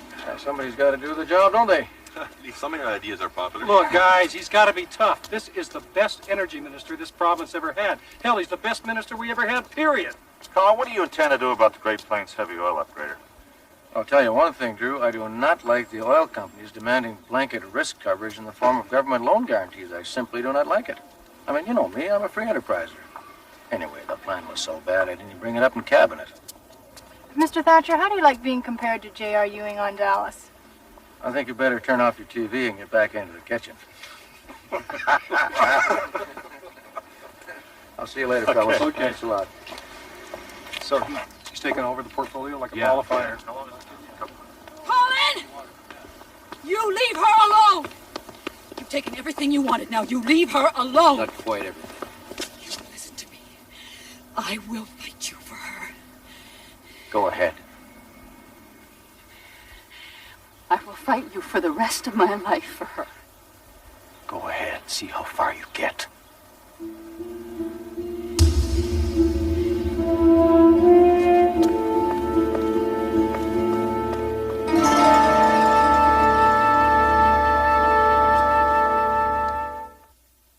When Colin applied for extended visiting rights with Stephanie, he finally had to answer all those questions which he had stonewalled at Regan's hearing. Amongst other things, the court heard that Colin had taken Regan out of the country, and they concluded, as they should have, that Colin could not be trusted with Stephanie any further than 2 hours, Saturday afternoons, in this house, and that's not likely to change. What about the second property settlement payment? Just go up and check on her. It's due at the first of the month, $87,500. But if he fails to make the payment, we can demand the balance of $350,000 with interest. And I have heard, Tony, rumors to the effect that the Moose Jaw Credit Union is starting to foreclose on 3 parcels of Thatcher land.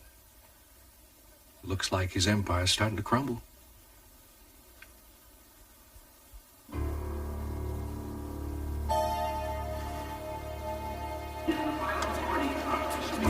Oh, there he is. Mr. Thatcher's in a good mood today. So be different. He looks pretty crispy, all right. Colin, Mr. Thatcher. What's the truth about you being in hot water with the Premier? I don't know anything about that. Mr. Thatcher, what do you say about these rumors? I don't Was know. Mr. Devine talking to you about your behavior, sir? We'll be talking very soon, I'm sure of that. Colin, Premier Devine has been heard to say that he thinks you're acting like a maverick, you're not a team player, you don't attend cabinet meetings. Yeah, of course I'm a maverick. I shoot my mouth off. My constituents like me for it, and I'm sure it's all not going to change. Now, this is a new government. A lot of new guys in the block, not used to being in power. You know, I'm just not interested in playing their naive little games, okay? I'll leave that to the NDP. All right,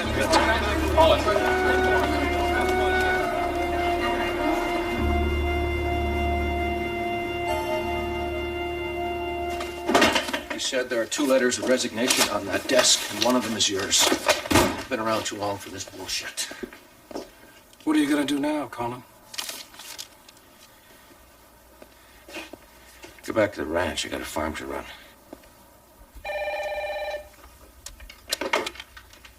Radius 2, Joanne Wilson. Tony, hi. You're kidding. Siobhan, will you turn on the radio? Sure. Yeah, we'll listen to it now. I'll call you back. No, I'll call you right back. has confirmed earlier which have stunned the voters of Thunder Creek and supporters of Colin Thatcher. Again, we repeat, Colin's been fired. Premier Grant Devine today announced Colin Thatcher's resignation. The Premier said that Thatcher, the Playboy millionaire rancher, resigned from his cabinet position due to family and financial reasons. This has been a CBC special report from Regina. We now return you to our What do you make of that? broadcast. Next, the Radio Noon Market Report with Roy Maxwell. Makes me nervous.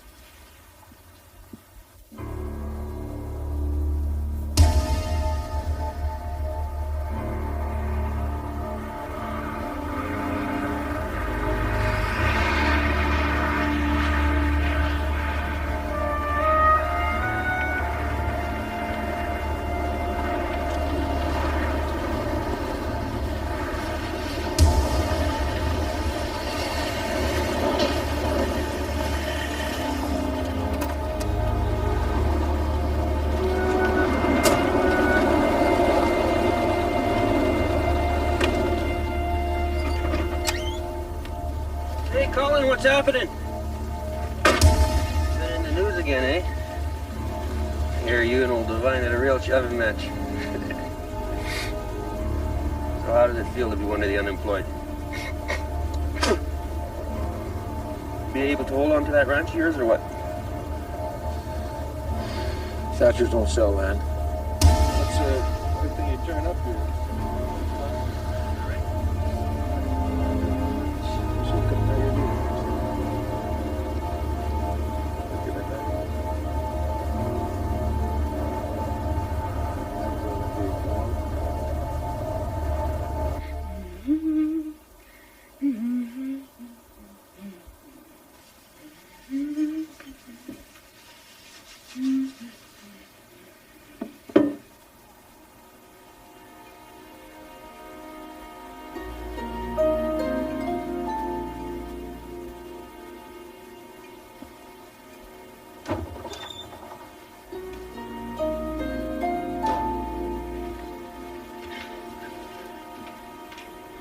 Mr. Adams, it's out there again. Just sits there, slouched down like that, day after day. Should we call the police? No. I'm sure there's no need for that.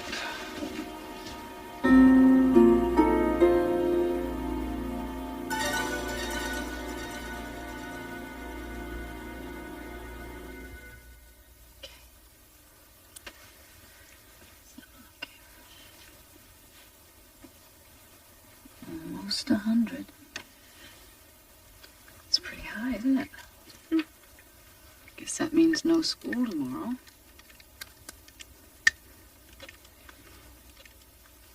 Want some more ginger ale? Okay. Was it me who gave the flu to Tony? That's what he says.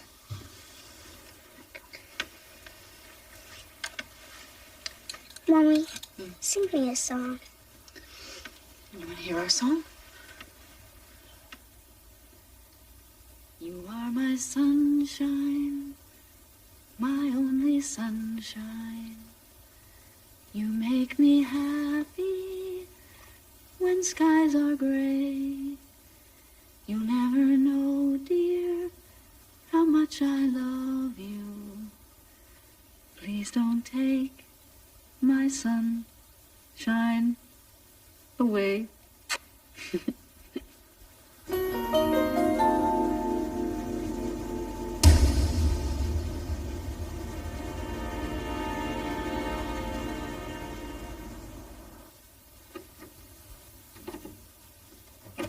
Does she have a fever?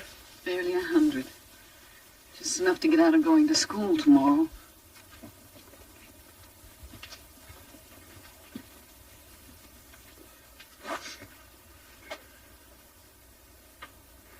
It's so quiet out there.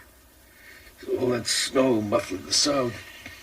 How about we recuperate from all our illnesses and problems? Mexico. Mm-hmm.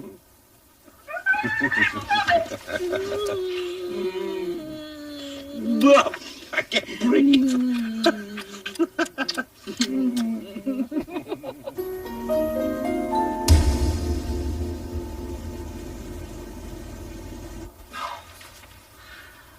Warmed by golden sun, cooled by Pacific breezes, a paradise for lovers under southern stars. Jealousy will get you nowhere. So do you think you can manage for 2 weeks without me? Definitely not. Well, too bad, 'cause I'm going.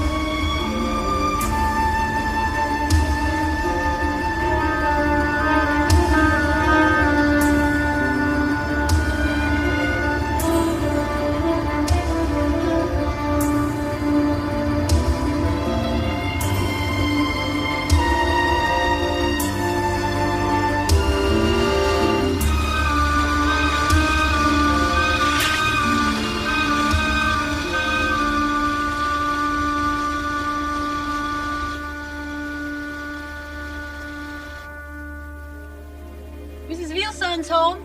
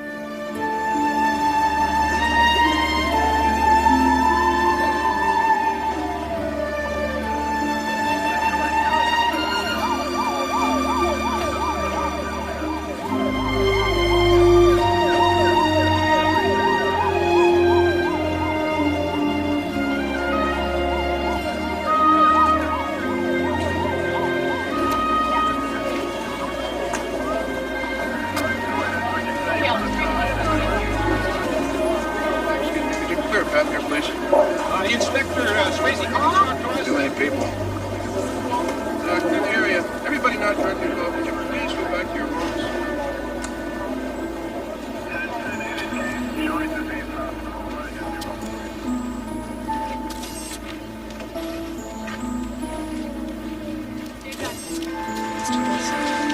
Please, let me take you back to the house. There's nothing more you can do here now.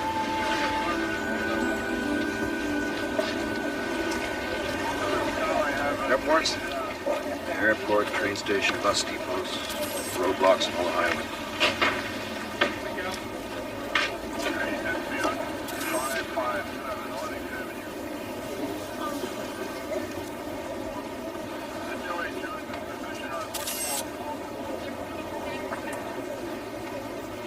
Not exactly what you'd call a professional job.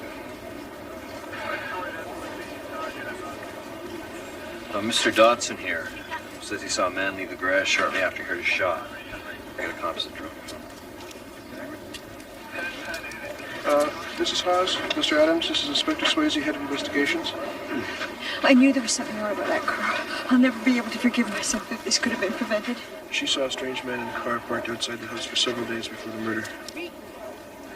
Come with me, I'll take your statements. Found this in a snowbank just over there.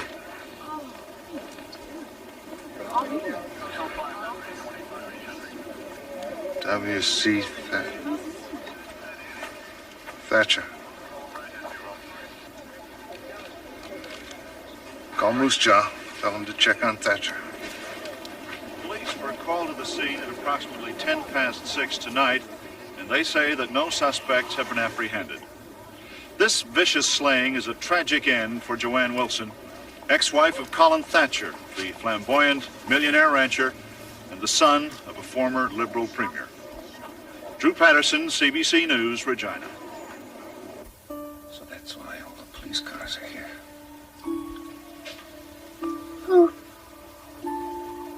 Who killed her?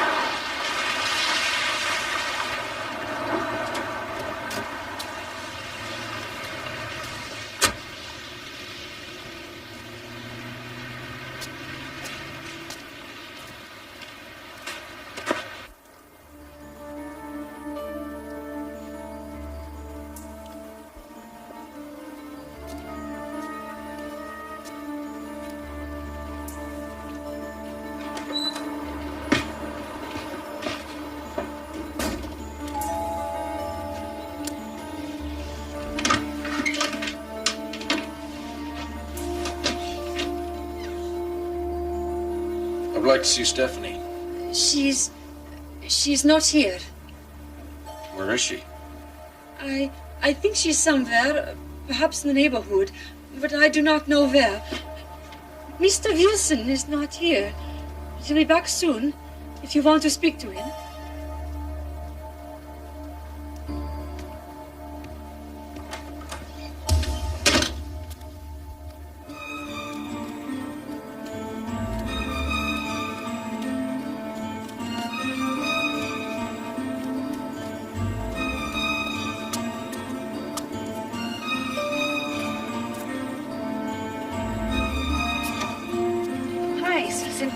Colin's looking for Stephanie. Is she here?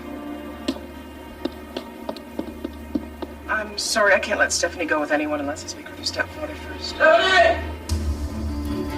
Stephanie, come here! Excuse me, this is my house. You'll have to leave, both of you. I've come for my daughter. I know she's here. Well, I'm gonna have to call Tony Wilson. Wilson has nothing to do with this. Stephanie is my daughter. Now you get out of my way, damn it! Just a minute! Let go! Stephanie! No! Dad, she's in here! Come on, let's go. Please. Stephanie! Come here! No! Leave her! Leave my sister! Get out of this! Get out of it! Let go!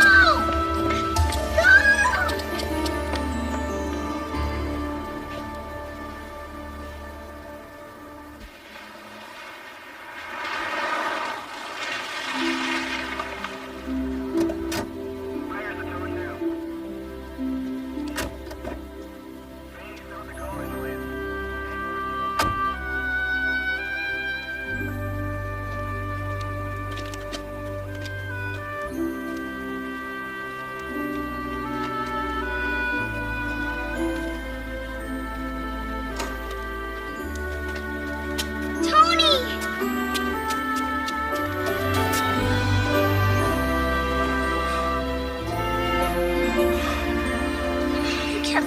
name's Stephanie Thatcher. My name's Stephanie Wilson, not Thatcher.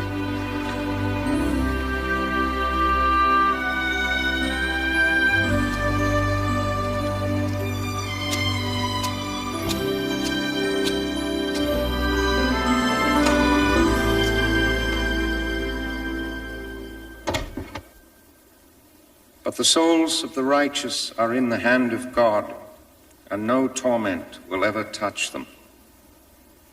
In the eyes of the foolish, they seem to have died, and their departure was thought to be an affliction, and their going from us to be their destruction. But they are at peace. Those who trust in him will understand truth, and the faithful will abide with him in love, because grace and mercy are upon his elect, and he watches over his holy ones.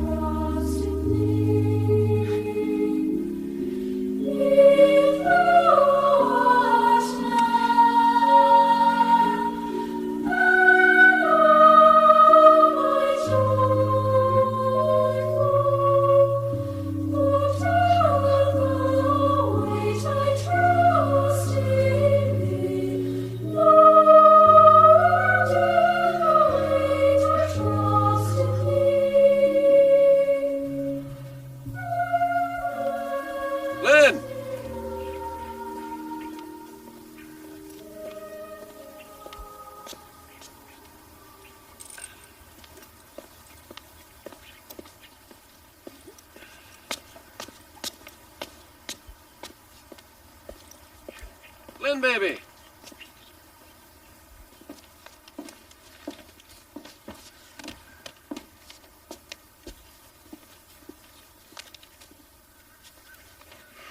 You are looking good. You're in a good mood. I could be in an even better mood in a minute. Oh.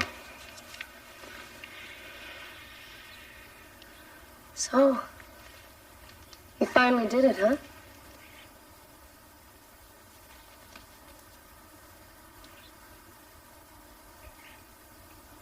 This place could be bugged, you know.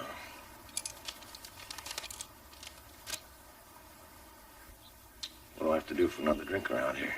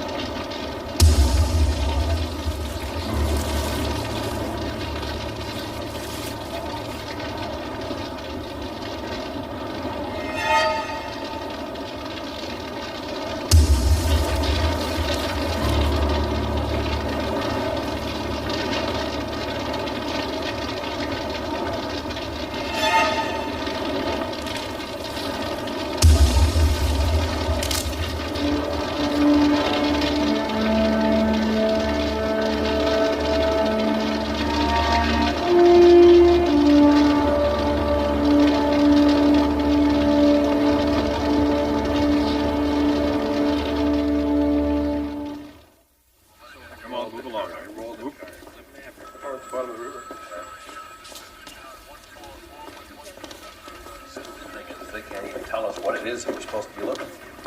Yeah, that was... $900 is a tuna. Hans, I know it's a Benz. Yeah. Yeah. All right, go ahead. Tune it up. Car's psychic. Only acts up when I got problems. So, what do you got? Well, the print of the running shoe found near the garage is not connected to the murder. As for the murder weapon itself, I walked from here to Pence, 30 kilometers, searched every culvert, every weed, nothing. Thatcher. Is he still our prime suspect? Go and find me another one.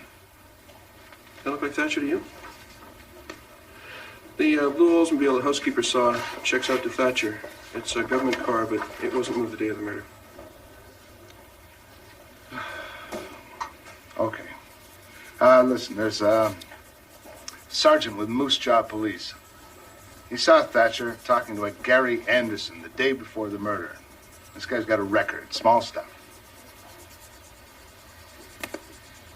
Anderson. Go and talk to him.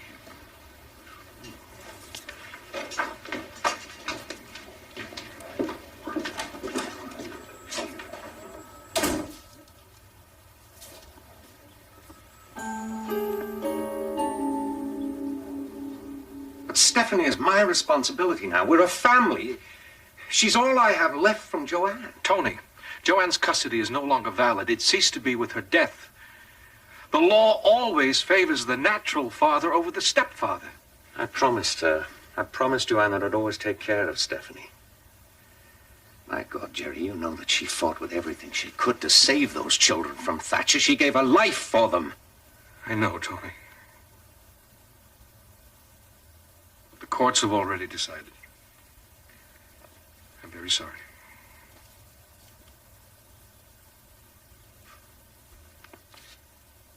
He swore that he'd take the children from her. He has it all now. My God, he has it all.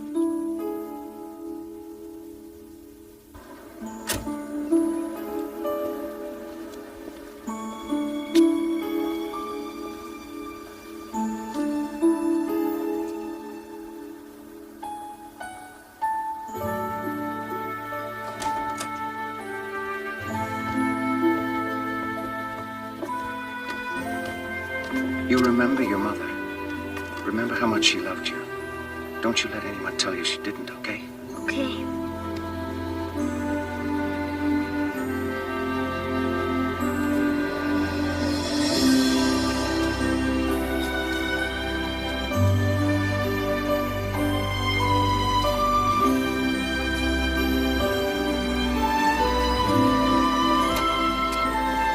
Come on.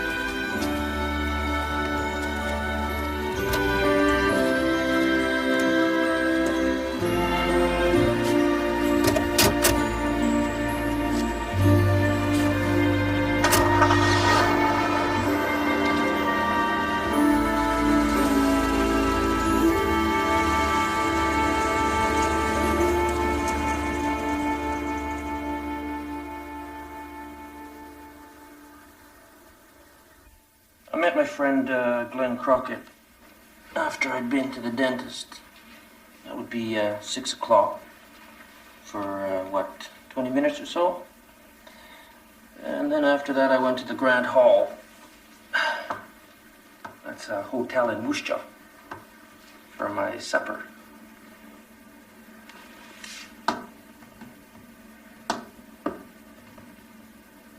Want to know what I had? Cabbage rolls. But I only ate the filling. I hate cabbage. Gives me the old...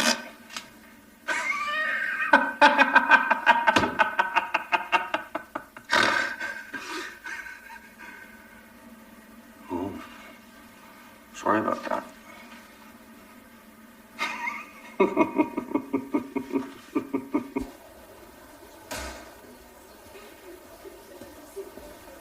Mr. Kujawa, the Crown Attorney? Oh, yeah, he's in the sauna. It's through these doors to the end of the hall.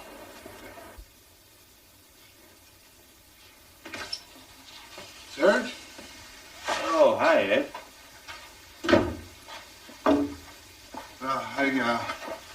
I gotta tell you, we're no further along. The media's been on my ass already. Forget about the media. What about all these stories going around about Joanne Wilson? The whole city's talking. You know, I've been hearing rumors myself. Thatcher had been asking around for a hitman.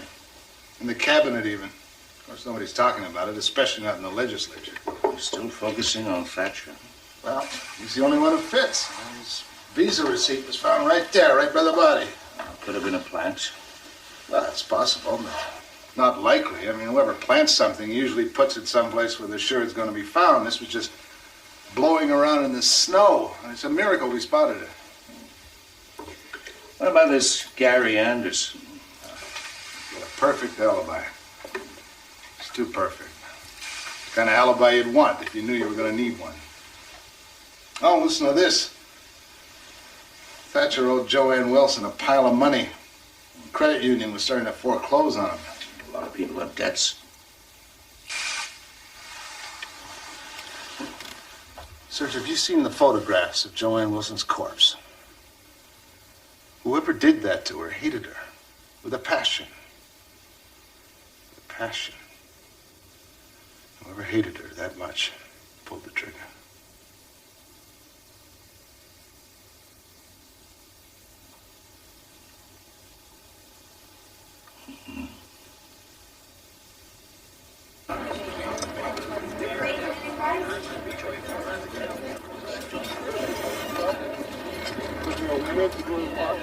Here you go. Thank you. I'm with Regina Police. I'm looking for Blaine Matheson. Blaine Matheson? He's right over there, in the green cap. Thanks. Blaine Matheson?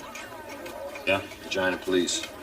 You used to be the boyfriend of Sandra Hammond, right? Thatcher family babysitter? Yeah. Yeah, you mind stepping outside? I'd like to ask you a few questions. Yeah, okay. Thanks. So you stopped seeing her about a year ago? Yeah. So basically you've had no dealings with the family since then? No. How about before, when Joanne Wilson was shot in the shoulder? Yeah, about 2 years ago.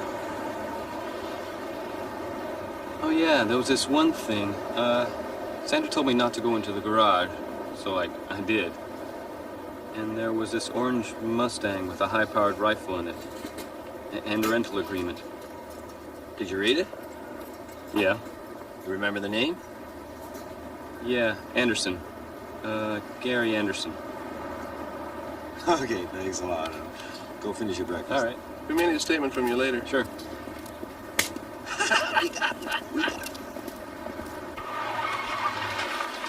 We should just take him in. We can't take him in. If we take him in, he's going to clam up. We're going to get we nothing. Gotta play this by the book. By the book. The guy can't even read. Look, I just want to talk to the guy. That's all. I know this kind of character. If he takes off, he's not going to have us. Take off. Look, just go have a coffee or something. Here, I'll even spring for the donuts. That's a 10. All right, what do you want, sticky? Yeah, with that white stuff on. And coffee? Yeah, and stop worrying. You worry too much.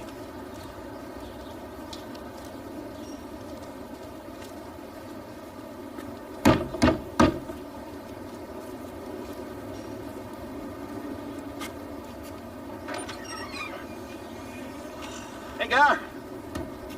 So you're a hunter, eh? I hunt too. What, deer?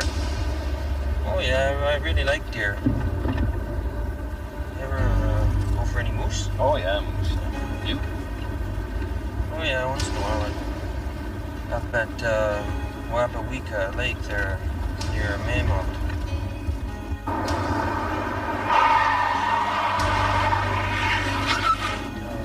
What kind of gun do you use? Gun? What are you doing? I think it's a gun, Gary. I think it's my car. Hey! What the hell? Are you crazy or what?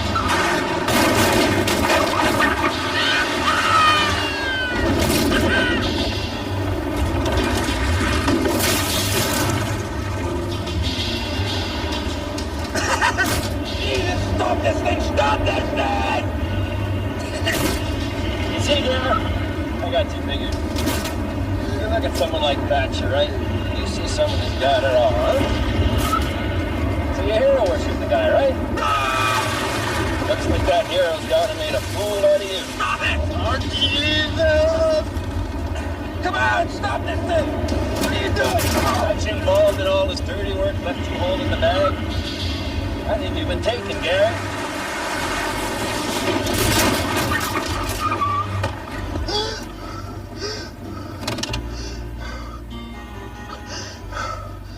We know about the orange Mustang yet.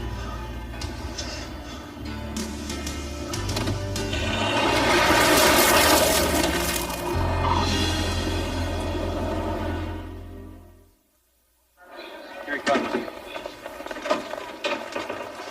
Mr. Thatcher, you got a minute? So where's Colin, the flowers? What do you say about the rumors from Regina Police? Are you nervous?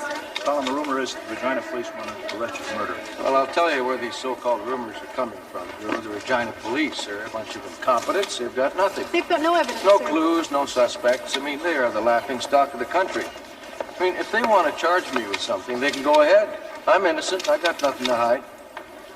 No, if you'll excuse me, we're on our way to the sun. How are your children feeling about all this, Colin? We'll have to ask them. Just got a few more seconds, please.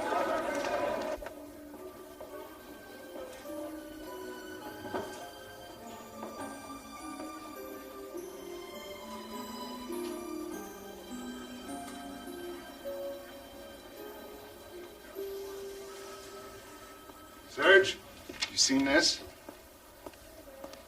Thatcher. The man's completely relaxed. He thinks he got away with it. Good. We want him relaxed. Keeps him off guard. Serge, what more do you want?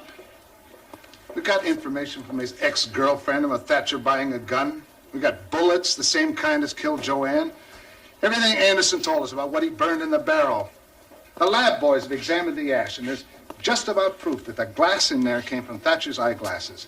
There's just about proof that the button came from that jacket. The fingerprints, 8-point similarity with Thatcher's. Ed, a dozen likelies don't add up to one fact beyond a reasonable doubt. To convince 12 jurors, we've got to have evidence that's airtight, especially when we're dealing with someone like Thatcher. Charge him with a lesser offense? Okay. First degree or nothing. It's too damn thin.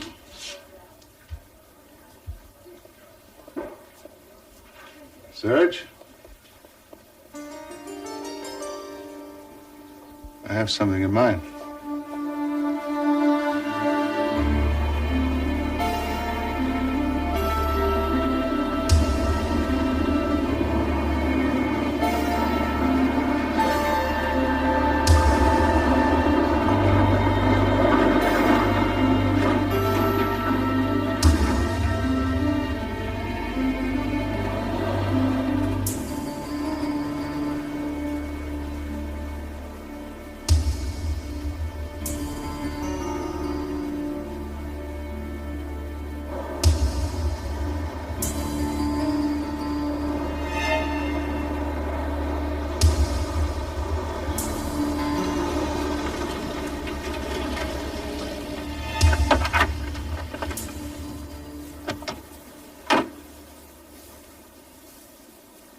Battery in my car went dead. I had to borrow this from the municipality secretary. Oh, yeah? It's not really your style there, eh, Colin? Let's go for a ride. Oh, I'd sort of prefer to stay around here for a couple minutes. Yeah, well, you have to be awful cautious. You never know. Well, everything is... Let's walk over this way.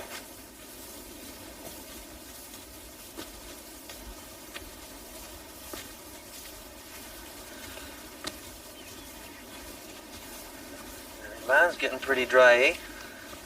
Yeah, it is.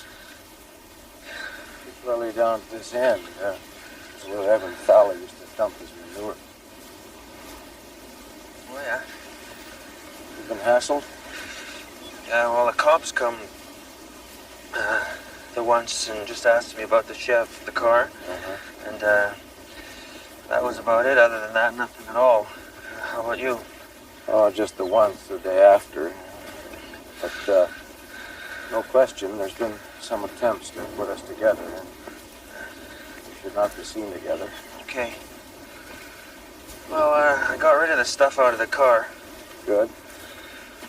And,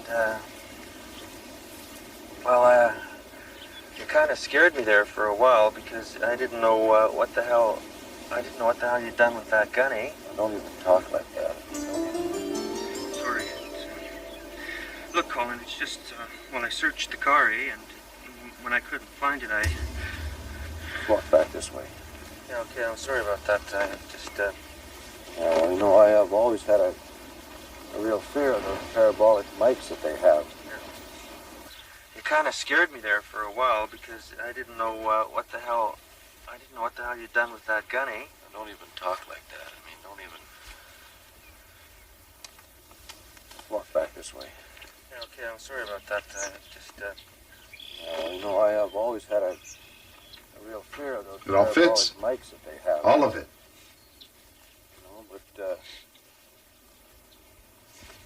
There are no loose ends at all. Make the arrest.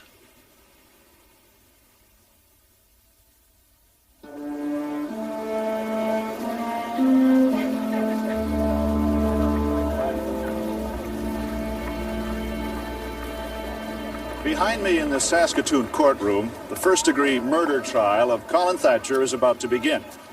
Despite his appeals, Thatcher has been repeatedly denied bail since his arrest 23 weeks ago. Okay for you, Judy? Good for me. All right, we got it.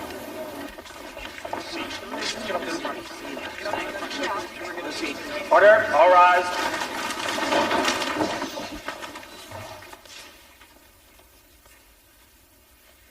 Court is now in session. Are counsel ready to proceed? Yes, my lord. Yes, my lord. Arraign the accused. Thank you, my lord. Mr. Thatcher, will you stand, please? W. Colin Thatcher, you stand charged as follows. W. Colin Thatcher of the city of Moose Jaw in the province of Saskatchewan stands charged that he, the said W. Colin Thatcher, on or about the 21st day of January, 1983, at Regina in the province of Saskatchewan, did unlawfully cause the death of Joanne K. Wilson and did thereby commit first-degree murder, contrary to Section 218 of the Criminal Code. Do you understand the charge as it has been read to you? I do. How say you? Do you plead guilty or not guilty? Not guilty. You may be seated. As a quick summary, the property settlement was $800 and some thousand in Joanne Wilson's favor by the court. And after the negotiations, it was roughly half? Yes, roughly. Now, very quickly about the method of payment. Was there a provision dealing with the death of Joanne? A moratorium was put on the payments. It meant that with Joanne's death, the payments could be deferred. Indeed, they were deferred and have never been paid since her death. Thank you. Your witness? Thank you, my lord. Mr. Wilson, you didn't admit you didn't have anything to do with that, did you? That first shooting of Joanne Wilson, or the second one. I want to be clear on that. No, of course not. Mr. Wilson, I'll ask it as directly as I can, and I know that you'll answer as directly as you can. Were you and Joanne having some marital problems? No, definitely not. So if I were to suggest to you that perhaps the presence of the housekeeper on an ongoing basis was the source of some friction between you and Joanne, what would your answer to that be? I would say that that was nonsense, because Joanne hired her. Joanne was very happy to have her. So what's the purpose then today of having this particular individual remain in your house? And what duties does she perform? She doesn't perform any duties. She's a student. We have a large house. Right. Mr. Wilson, on the afternoon of the murder, who was at home? I was at home. I don't remember whether Mario was home. And you were upstairs with you were laying in bed at the time that you were aroused? Yes. And you didn't hear anything at all from the garage? No.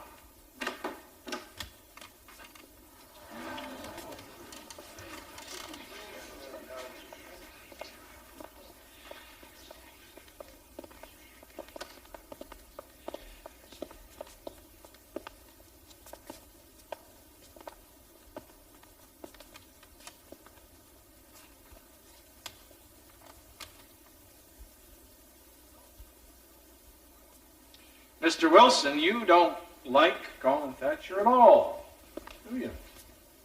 No. Would I be correct in saying that you wouldn't mind seeing him convicted for this? I would not mind.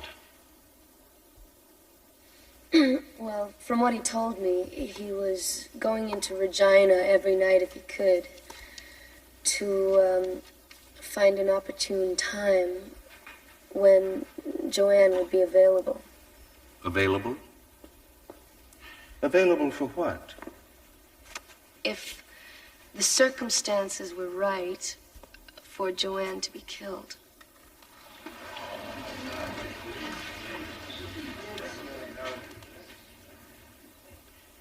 When did you next talk to Colin about the killing of Joanne? Well, I was really upset, but I think the first thing I said was, so you really did it this time, huh? And he just told me not to talk in there. You're referring to the suspicion of microphones, which you mentioned earlier? Yes, I am. Then, when we were outside the condo, the thing that sticks in my mind is him saying, I have to admit, it's a strange feeling to have blown your wife away.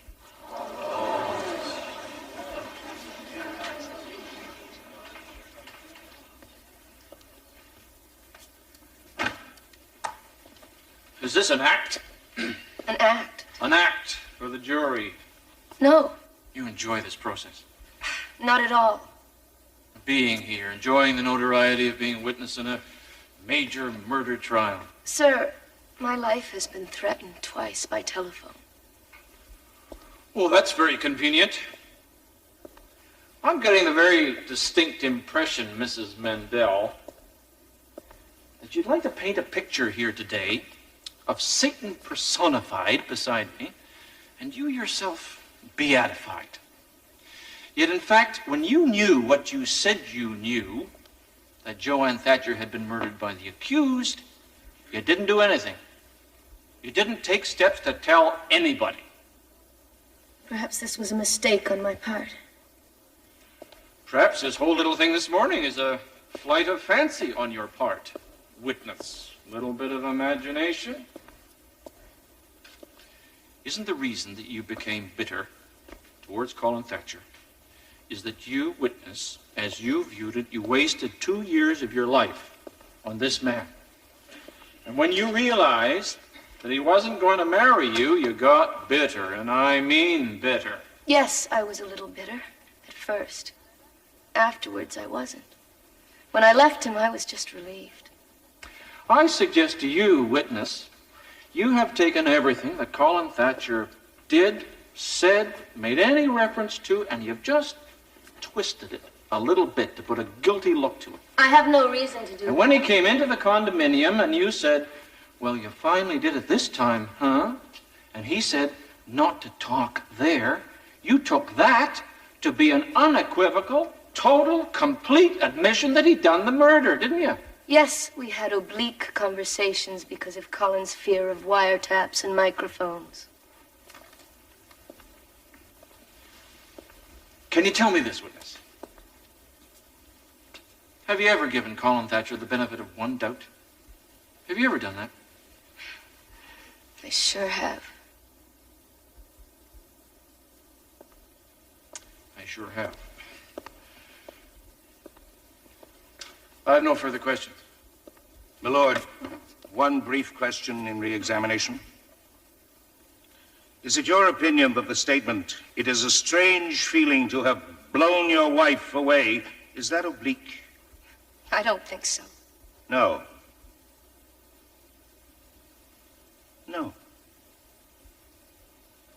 Thank you, my lord.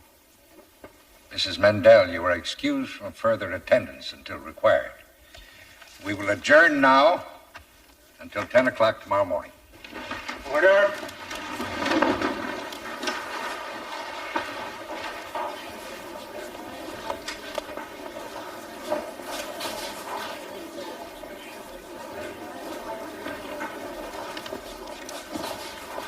You can't find Anderson.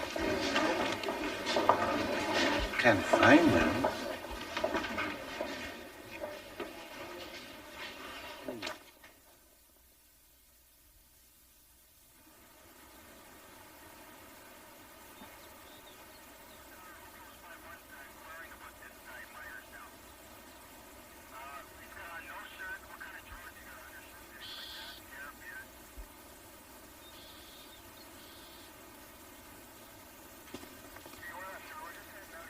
Is he in there?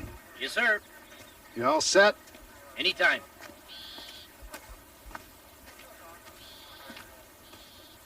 Let's do it. Let me talk to him first. He knows me. The man is crazy. He's not much good to his dad, is he?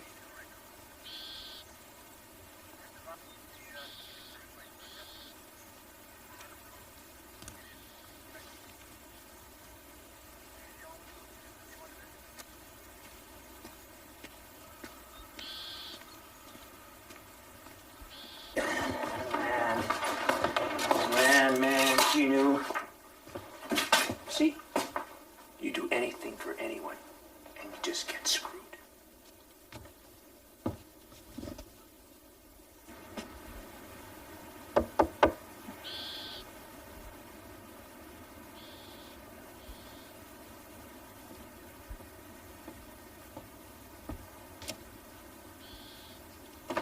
Hey, Gare. There's a lot of people waiting for you out there. Yeah, right. Everybody wants me, but nobody knows.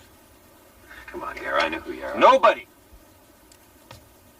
Nobody knows who is Gary Anderson. No one knows! Nobody knows who is Gary Anderson! We're down, all right? Bullshit! Nobody knows me, and no one ever will! Yeah, fine to you too, buddy! Get out of here! Yeah. I could have been a lawyer!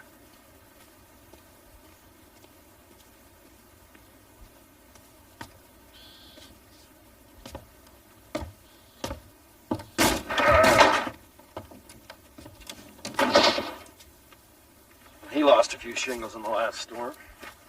All right, go get him. Okay, move out.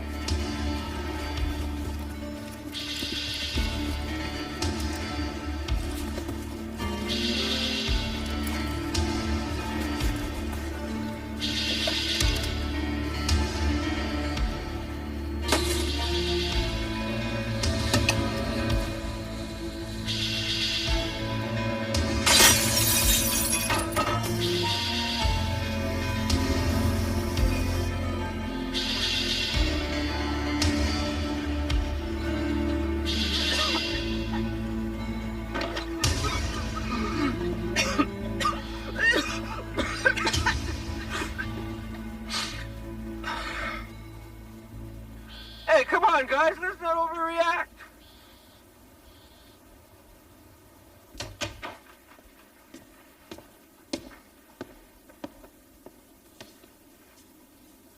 Court is now in session.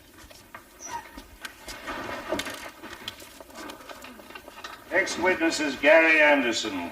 My lord, before we proceed, I'd like to ask your permission to allow Mr. Thatcher to join me at the council table once the present situation makes it difficult to confer. Any objection, Mr. Kujawa? No objection, my lord. Very well. Bring it, Chair.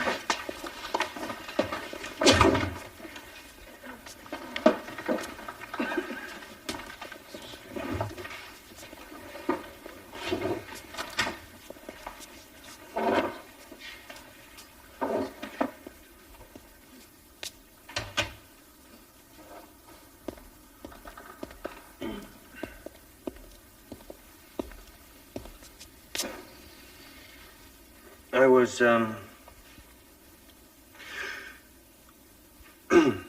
I was to listen to the news, and if anything had happened to Joanne, I was to go back and pick up the car. I'd read on the 22nd in the Regina Leader Post that she had been killed, and I consequently drove the car back out to my mother's farm, and I cleared the stuff up that was on the inside of the car. What was in the car when you picked it up? Well, there was a black ski-tape jacket, pair of blue jeans, some sunglasses, and there was a tuft of hair, what looked to be out of a wig, you know. I would ask, my lord, that we now hear the tape recording.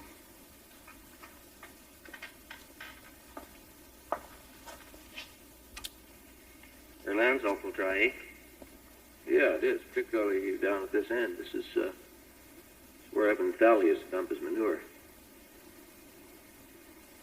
Have you been hassled? Well, the cops come once and talked to me about the shed. But apart from that, nothing. How about you? Well, just the once, the day after. No question, there's been some attempts to put us together, and we should not be seen together. Yeah, okay. So I got rid of this stuff out of the car. Good. And you kind of give me a scare there, eh? I mean, I didn't know where the hell you... Well, I didn't know what the hell you did with the gun. Now, don't even talk like that. Don't even... Let's walk back this way. Look, I'm sorry about that. I didn't mean to... Yeah, you know, I've always had a great fear of those parabolic mics that they have. Now, there are no loose ends. No. At all. You know, I mean, they've all gone every which direction. You need some bread? Yeah, well, I could use some for that car, eh? Uh-huh. Because I had a bitch of a time getting rid of the blood and stuff out of the car. Well, there's no chance it could ever surface, is there? I mean, is there a chance it could surface? Oh, no way. No. Not unless something... Oh, well, I mean, you know, don't worry about it. I mean, it ain't coming to that. It ain't coming to that. I mean, there's only two places to put a connection together, and they got zero else.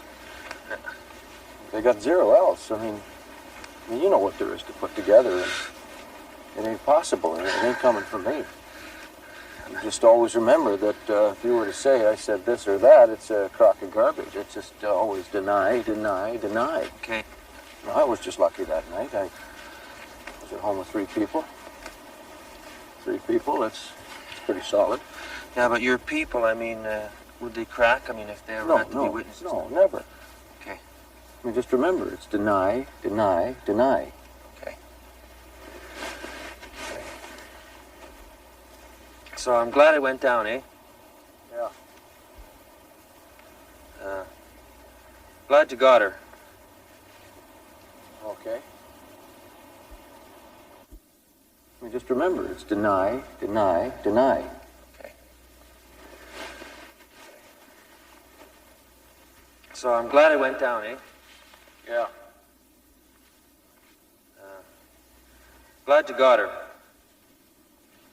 Okay.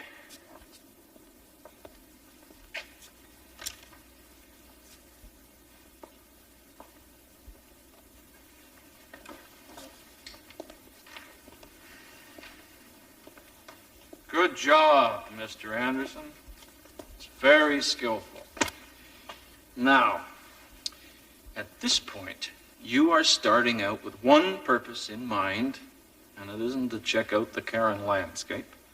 It is to get a confession from Colin Thatcher. Yet throughout this whole transcript, you don't ask one question which would unequivocally be said to relate directly to Joanne Wilson's murder, and put that to Thatcher. Why didn't you do that? Well, I felt that if I'd started with, say, a direct question, he might, well, I thought it would spook him. The reason was that you knew, Gary Anderson, that if you asked a direct question, you knew you were going to get a direct denial because you knew that nothing had gone on between you and Thatcher. Isn't that the real reason why you never go into detail on the tape? No. No, I had no way of knowing what his answer would be. See, there's two possible explanations to this whole thing, Gary Anderson, about why someone would do what you said that you did. One explanation is that you were a fool. And you agree that that's one explanation? Well, I certainly felt like a fool. The other explanation is that with nothing to lose, and perhaps $50,000 of reward money to gain, you might be prepared to say that you had done something that you really hadn't. I mean, isn't that the other explanation? No, not to me, it's not. Gary, you come to us today, before this court, with total immunity, guaranteed to you by the authorities in the province from ever being prosecuted in relation to this murder. Isn't that correct? You got nothing to lose here today, Gary. You got nothing to lose. Well, if you're saying pertaining to this particular charge, then no, I have nothing to lose. Where have you been the last few days, Gary? Part of the time in hospital. And in that hospital, you weren't in the pediatrics department, Gary? You're in the mental health wing, the psychiatric wing, isn't that right? I don't remember what wing I was in.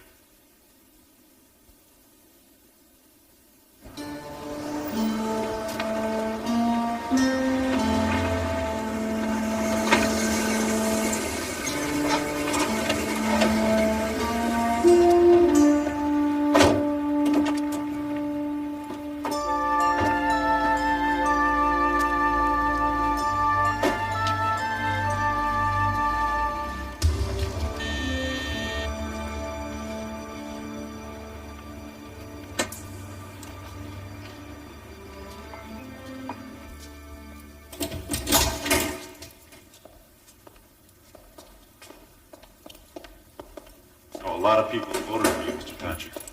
Is that so? What's your name? John.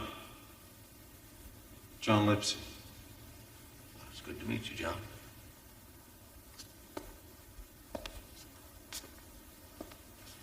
Is that a Bible, sir? Yes, John, it is.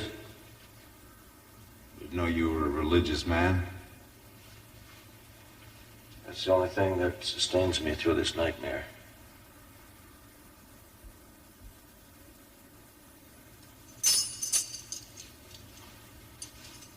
Good luck tomorrow, sir.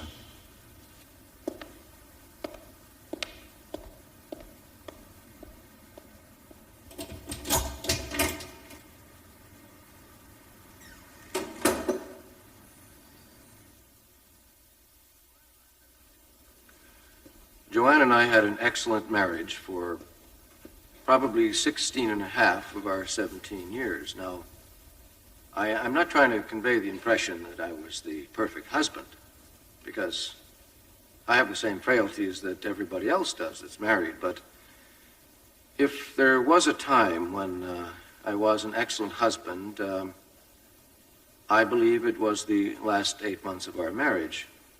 For that time frame, I put more into it. And I could feel things slipping away. And she was a troubled person. She was an unhappy person. Did you care for her? Oh, very much so. And for a long time after our separation, I was interested in reconciling with her. In fact, we came very close to it on a couple of occasions. Mr. Thatcher, what is the nature of the relationship between you and Lynn Daly, also known as Lynn Mendel? She had a misconception that there was some remote possibility that we might be getting married. And I would use Joanne as an excuse for putting Lynn off about getting married, and I believe she became rather bitter towards Joanne. Now, there were times when I did care for her, but I never trusted her. In fact, I never had enough confidence in her to let her drive my car. Mr. Thatcher, do you remember her telling this court a statement which you are supposed to have said to her, "It is a strange feeling to have blown your wife away"? We were in bed, and she asked me very quietly, "Did you blow her away?" And I said, "I cannot imagine what a strange feeling that would be. No, of course not." Now, we listened to a tape. Why did you go to that meeting with Gary Anderson, if I can put it that simply? 2 reasons. The police had come down very heavily on anybody that had known me. I wanted to know what was happening between Anderson and the Regina police. Anderson is a very volatile, irrational individual and someone that you don't want to have any trouble with, including me. Mr. Anderson says, "I got rid of the stuff out of the car." What did you believe that he was referring to? In 1982, I had met him at the legislative buildings.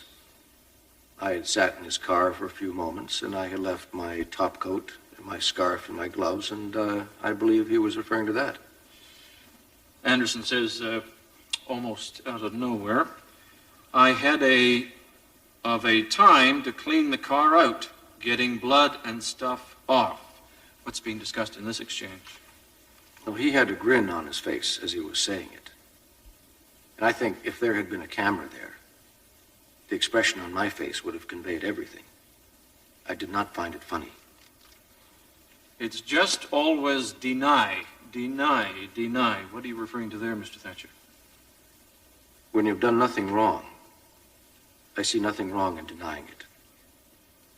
And with regard to the end of the conversation, what did you take Mr. Anderson to mean with his little comment, "I'm glad you got her"? He made a little gesture with his hand, and I thought he was referring to a short person, and I thought he was referring to my daughter Stephanie, of whom I had obtained custody some months before, but in fact, I really do not know what he meant.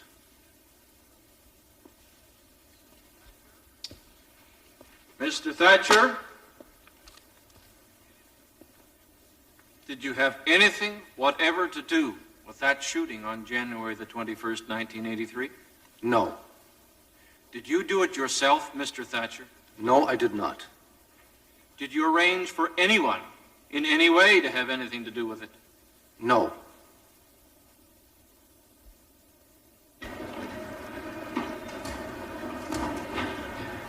Believe that display? A lump in his throat when he talked about Joanne.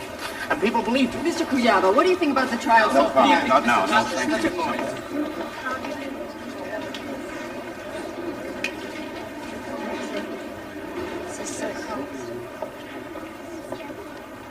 It's Thatcher. People are thinking it's inconceivable a Thatcher could have committed murder. I can feel it in the courtroom. Serge, you got him. Tape, for God's sake, just listen to that tape. What's an innocent man doing talking about blood and guns?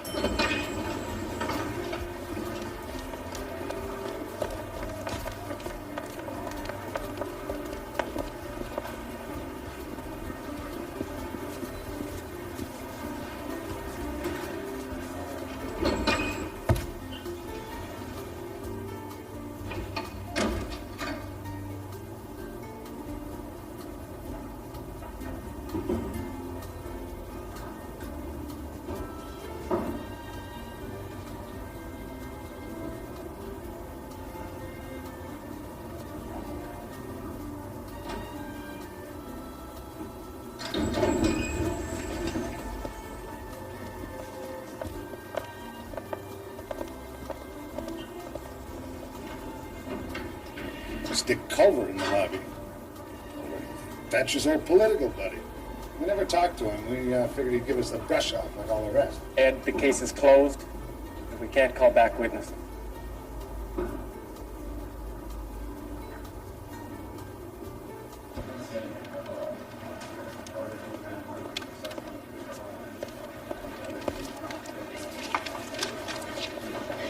Hi, have you got a Dick Culver registered here? Just a moment. I'm sorry, it's not registered. Thank you. You're welcome.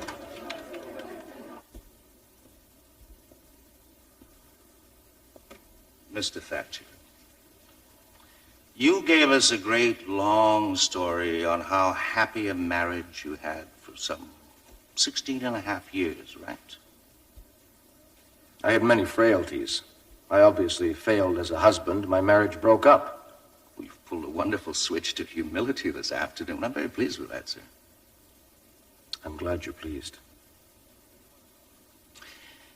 Do you think one of the most important things in a marriage is being faithful? Yes, I suppose so.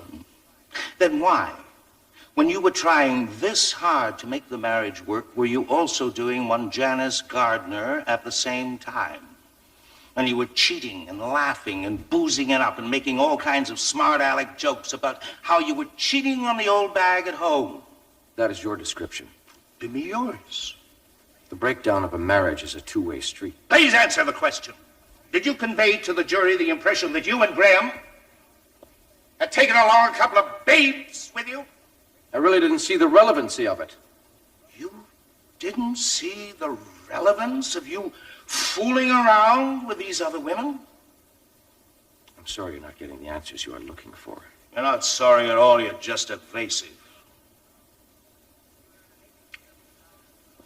You had an $87,000 payment to Joanne Wilson coming due in February of 1983. Could you make your payments? Yes.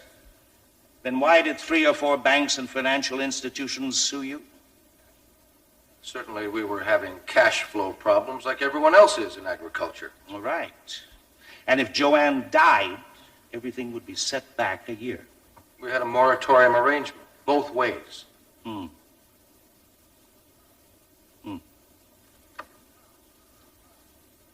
Your car, a car checked out to you by the government of Saskatchewan, was seen for several days apparently stalking Joanne Wilson. That was not my car. I did not have the car you suggest was stalking Joanne. So now the government records are wrong? You've taken deny to new heights already, and we haven't even started yet.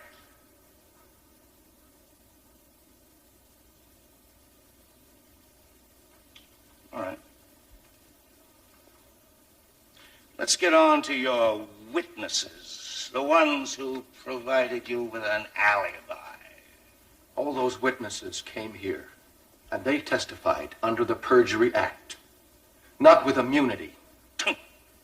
If you think they're not telling the truth, Mr. Kujawa, then why don't you take appropriate action instead of asking me about it? Oh, because I've got a much more interesting case here than a little perjury trial. If you're accusing them of perjury, then why don't you do something about it? Why ask me about it? They testified. They are vulnerable. They don't have immunity like your witnesses. Relax, Mr. Thatcher. If you're telling the truth, the whole truth, and nothing but the truth, nothing can hurt you. It is very easy to say that my sons have lied. Why don't you step out on the courtroom steps and say that? Or you don't have immunity.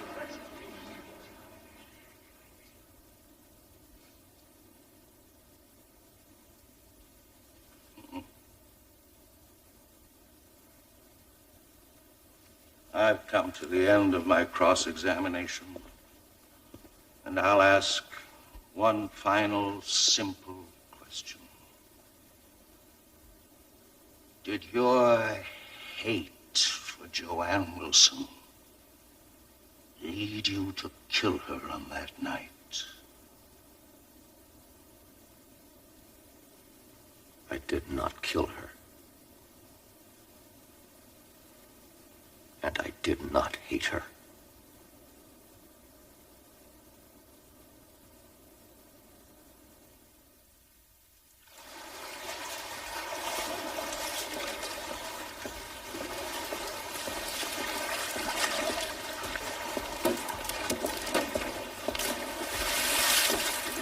Cover. Ed Swayze, head of Regina CID. I've been expecting you guys.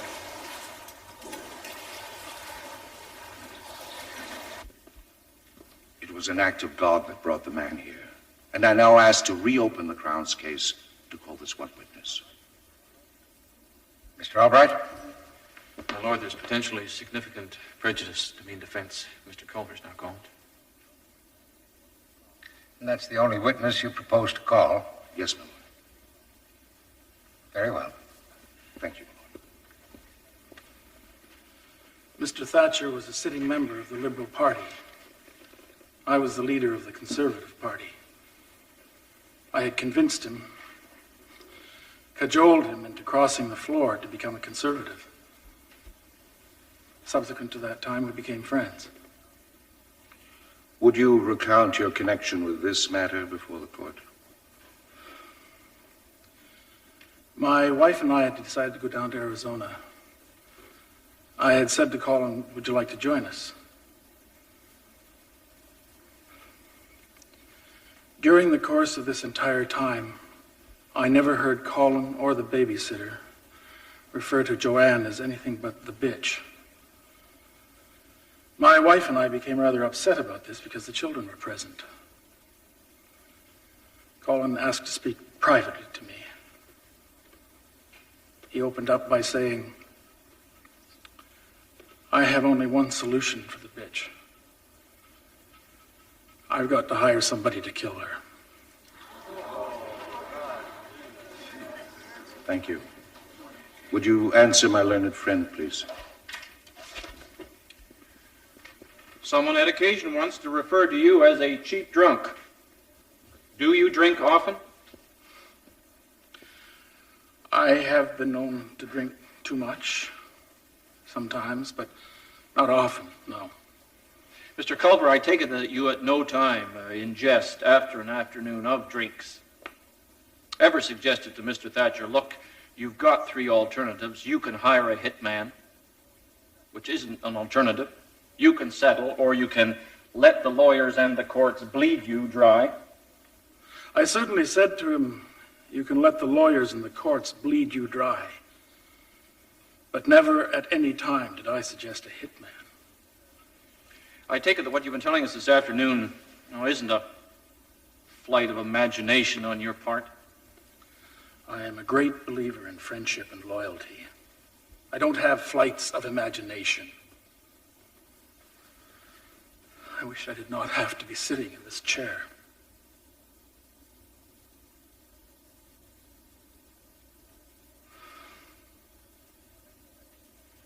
Now, as the defense says, if you accept the evidence of witnesses who testified that Colin Thatcher was in Moose Jaw on the evening of the murder, Thatcher personally could not have committed the murder.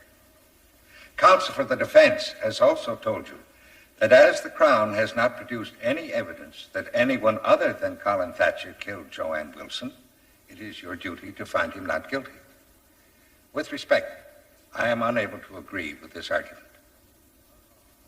Many years ago, our law abolished the difference between a principal and a party to a crime.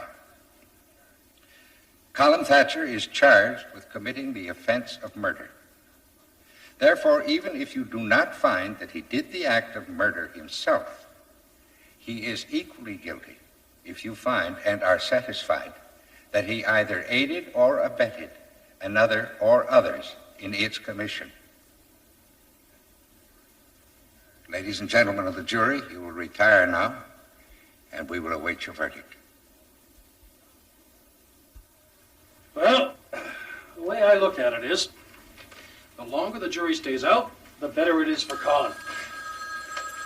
After all, it's Colin's word against scum like Anderson and Lynn Daly. Hello? Thanks very much. The jury back.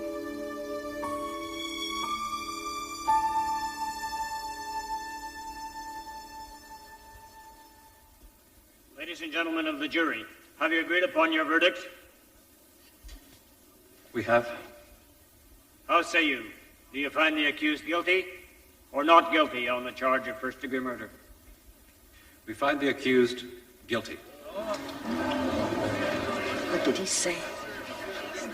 Guilty. I propose to proceed to sentencing, Mr. Albright. Would you stand, Mr. Thatcher?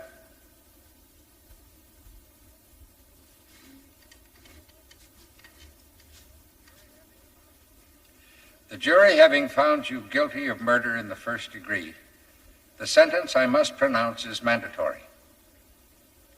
You will be imprisoned in a federal penitentiary for life, without eligibility for parole until you have served 25 years of your sentence. This court now stands adjourned.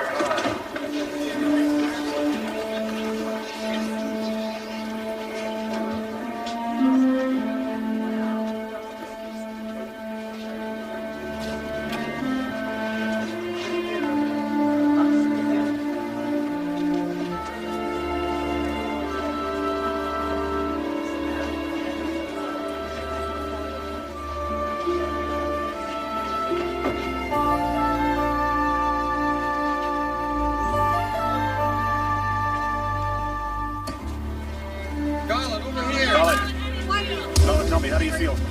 How do I look? Colin. Mr. Thatcher, are you going to appeal?